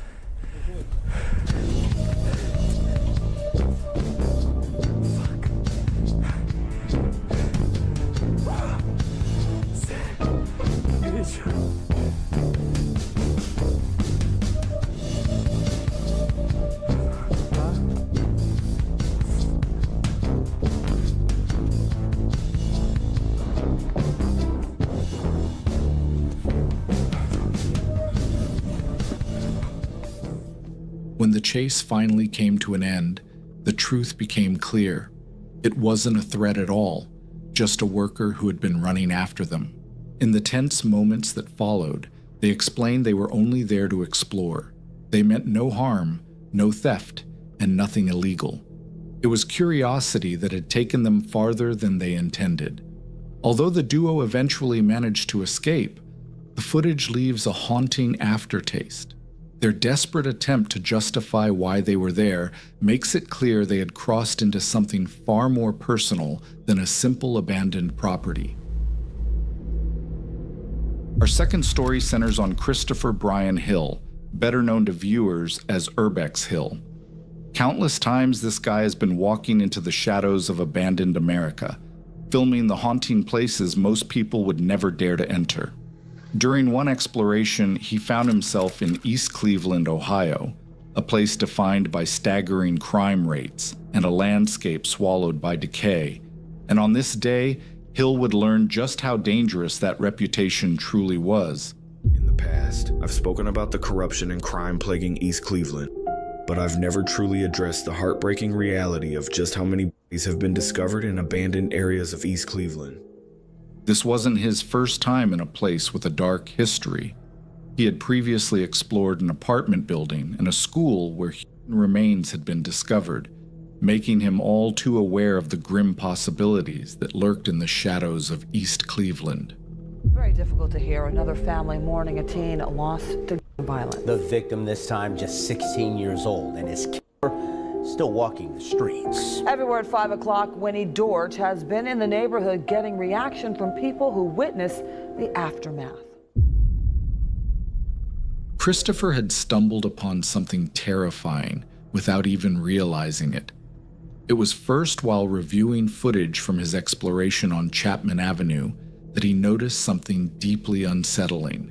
As his camera passed by a small shed, it captured what appeared to be a body inside. It feels inevitable that I'll eventually come across a body. And one day, I may have unknowingly done just that. While exploring the abandoned apartment buildings on Chapman Avenue, I captured something on camera, something I didn't notice until later. As I squeezed past a small shed, my camera recorded what appeared to be a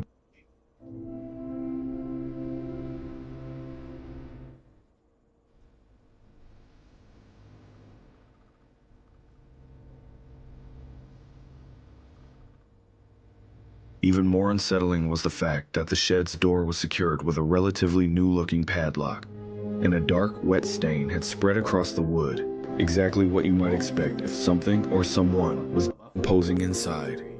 The discovery was made even more sinister by the fact that the shed door was secured with a new-looking padlock, and a dark stain seeped through the wood below, consistent with decomposition. Determined to confirm or debunk his terrifying discovery, Urbex Hill planned a return to Chapman Avenue in 2024, and this is what he found.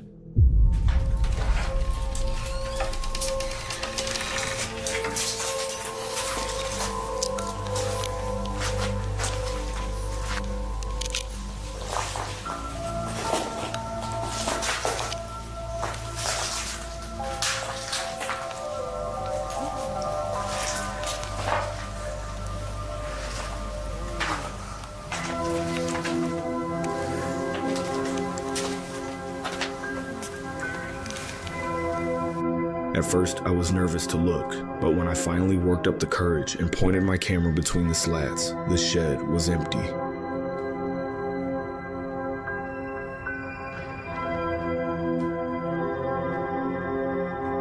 But what really threw me off was the fact that the lock had been changed. It was as if someone wanted to erase any trace of what had been there before. That's when a chilling thought crossed my mind. Whatever had been inside was removed, and my video might have been the reason why. When he arrived back to investigate that very same shed, while peering through the slats, he found that the shed was completely empty. But a chilling detail sent a shiver down his spine. The lock had been changed. After 3 years, on March 29th, 2025. My God, this is really a dump. This is really like a landfill. You hear these gunshots too, off in the distance. Listen.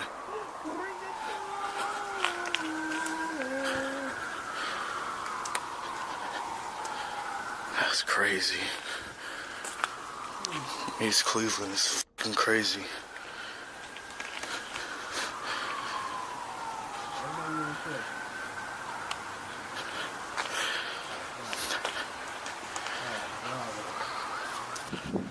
I mean, just look at that. God. That is crazy. It was not like this last year. Or at least it wasn't this bad. Christopher's return to East Cleveland stunned him.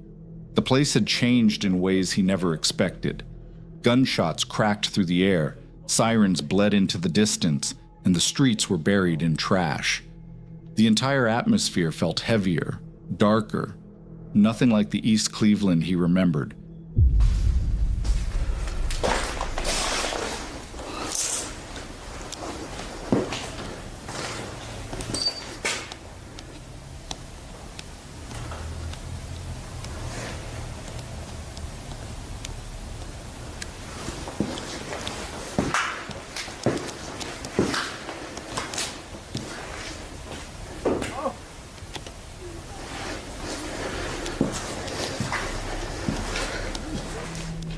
As he ventured into one of the buildings, the sight of a mattress on the floor told him immediately that someone was living there.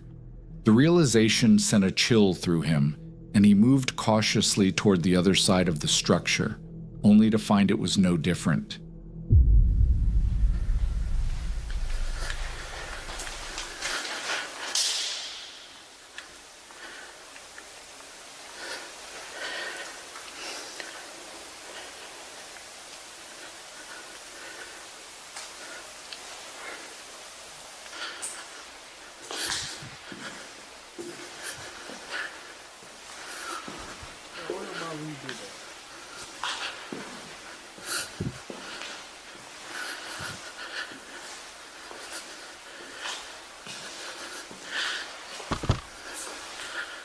What is this place?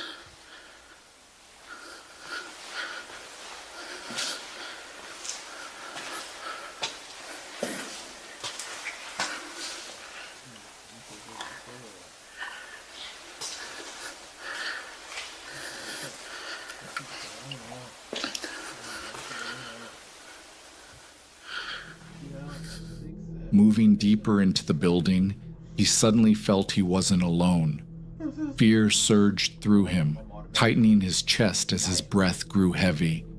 And the farther he went, the darker the world around him seemed to collapse, swallowing every trace of light.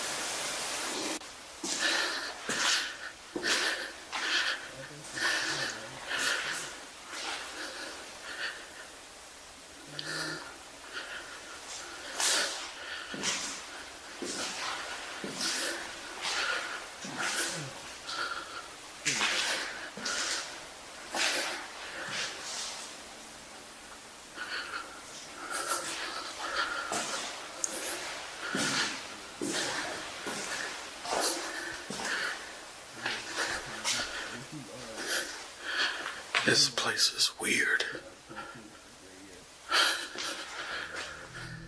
Suddenly, a frantic voice cut through the silence and reached his ears.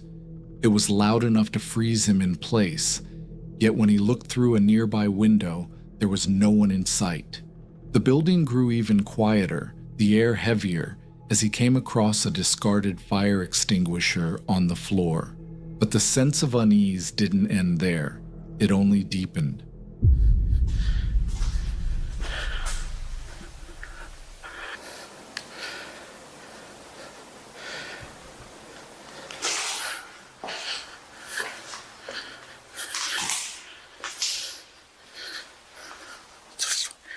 Where is this? Where does this lead to?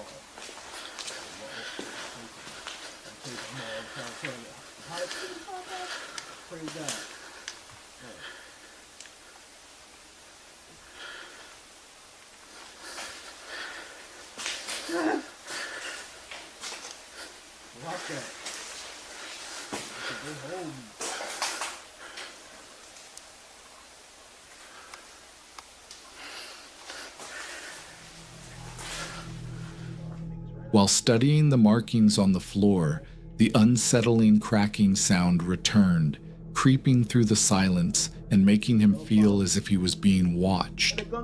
He turned, trying to trace where it was coming from, but there was no sign of anything alive in the building. The emptiness only made the moment more unnerving, leaving him to wonder what could have made that sound.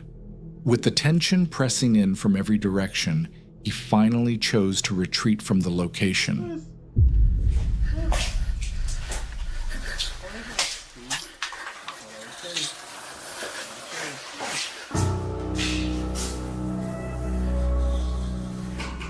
Though the buildings are gone, the haunting mystery remains. What was truly inside that shed, and who went to such lengths to remove it? Was it a body, as the footage suggests, or something else entirely? The demolition of Chapman Avenue buried the truth forever, leaving only speculation and the unsettling footage captured by Urbex Hill. This next case comes from the YouTube channel Lord Explores, a channel known for capturing the haunting beauty of urban decay and taking viewers into places most would never dare to enter. But on August 4th, 2025, one particular exploration featured on the channel crossed the line from curiosity to survival, turning the experience into a genuine fight-or-flight moment. The day began as the explorer and his friend arrived at a massive abandoned mall, ready for another urban adventure, completely unaware of the challenges waiting for them inside. So we're right out in the front. We came around back of the mall, and this looks like a good as any place to head in. We have no clue what the status is inside of the fence, but we're gonna find out. Let me know if you need any help. I think we shoot straight into that first parking garage.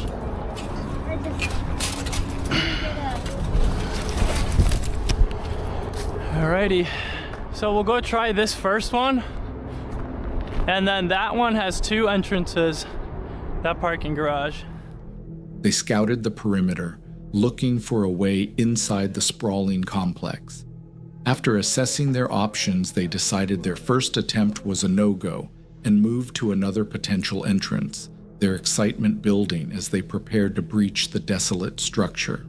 As they finally made their way into a parking garage, a strange and unexpected sound stopped them in their tracks.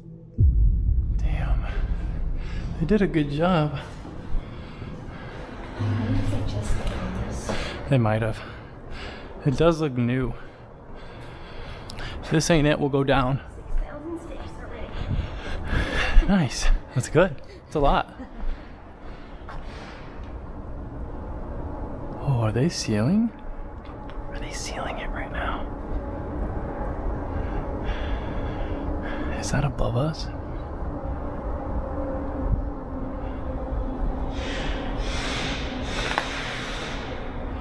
Is that up there? Oh, they might be sealing it. I just want to know where that's coming from. It's either here or it's up on the sky bridge. So guys, there's somebody boarding up or like removing boards. We hear power tools, so we're not sure what's going on, but we want to get an eye on them and see what they're doing. The distinct sound of power tools echoing from somewhere deep inside the mall made them freeze. It didn't take long to realize they weren't alone, yet they chose to push farther into the darkness, ignoring the consequences that might follow. Oh, his truck's up here. He's boarding it. He's definitely boarding it. So no go then, huh? Damn, we might not hit any spots on this trip. No, I don't think, the only thing he could do, he's not security, the only thing he would do is be like, he told me if I saw anybody to call. And then he'd call and we'd be gone by then. All right, we're gonna come back and we're gonna try it again later. A worker was actively boarding up the property, and his truck was parked nearby.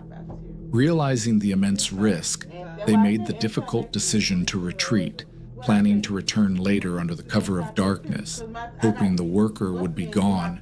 But when they finally came back, what they encountered was far more bizarre than anything they expected. I'm kind of done trying. We'll get it. If we don't get in this time, I'm done. We'll get it. That truck better not be there. I'm gonna be mad if that truck is there.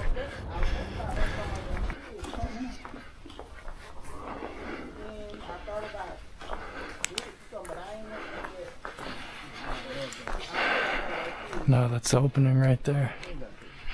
Damn, that place looks nice. What the hell? Oh, I bought a new box of food. Ooh.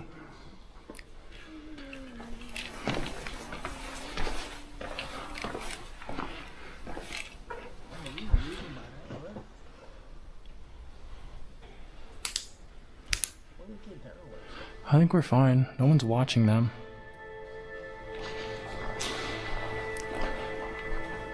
There's so many cameras. It's like Stratford. Holy shit.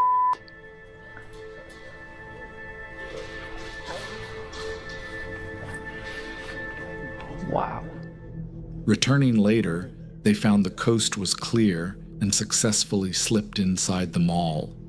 The interior was breathtaking, a massive, preserved relic of a bygone era. For a moment, they were lost in the awe of their surroundings, filming the eerie emptiness of the once bustling space. But the silence was soon broken. Faint voices echoed from a distance, sending an immediate chill down their spines.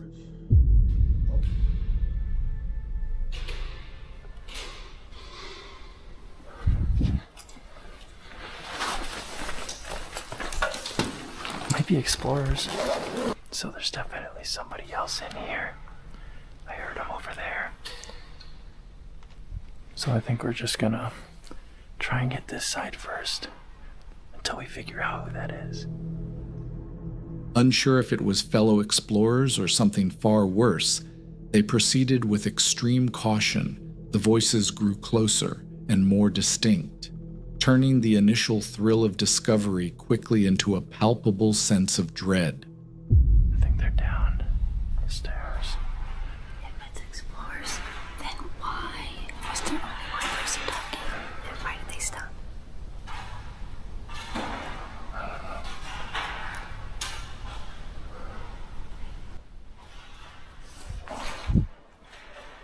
Who is it?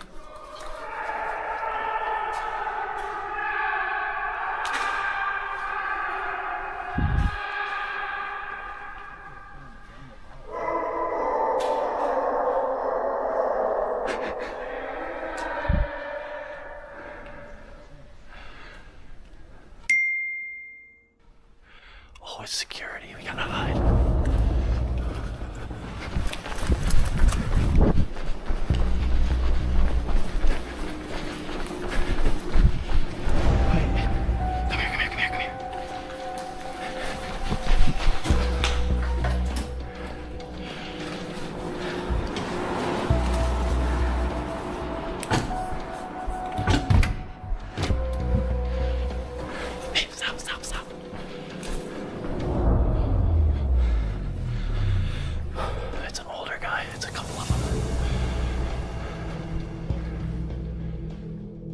It wasn't other explorers, it was security.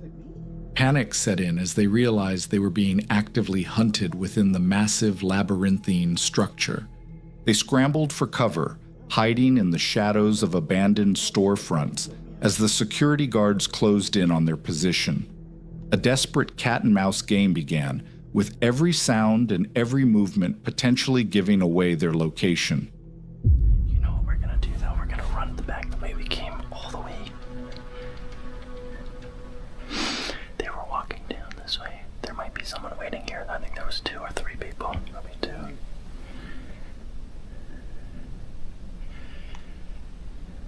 They're looking for us. If they open that one, we'll go in this one. We just have to run into the store and get the out.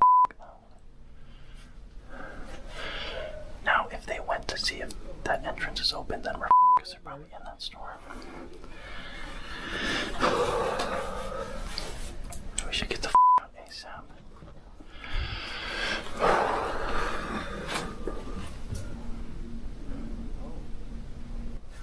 Hey, come in here.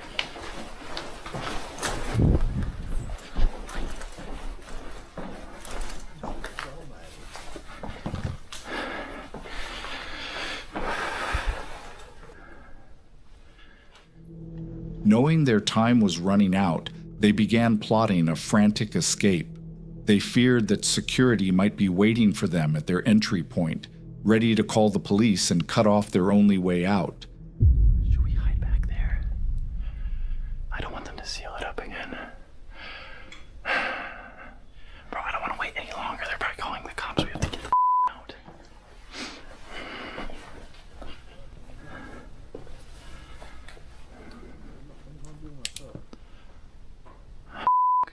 If he's there, we're f***ed. I think we should just run out the way we came right now. I can't fast. My backpack's too heavy. We're gonna walk it until we see them. He was right outside the door. Did you not hear him? He was a little far down. He can't grab us or anything.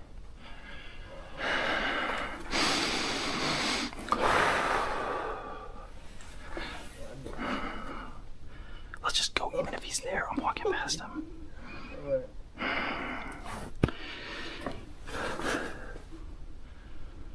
Oh. Yeah, thank you.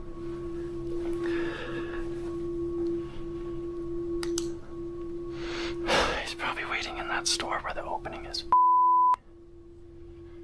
That's why I didn't want to go down that way, 'cause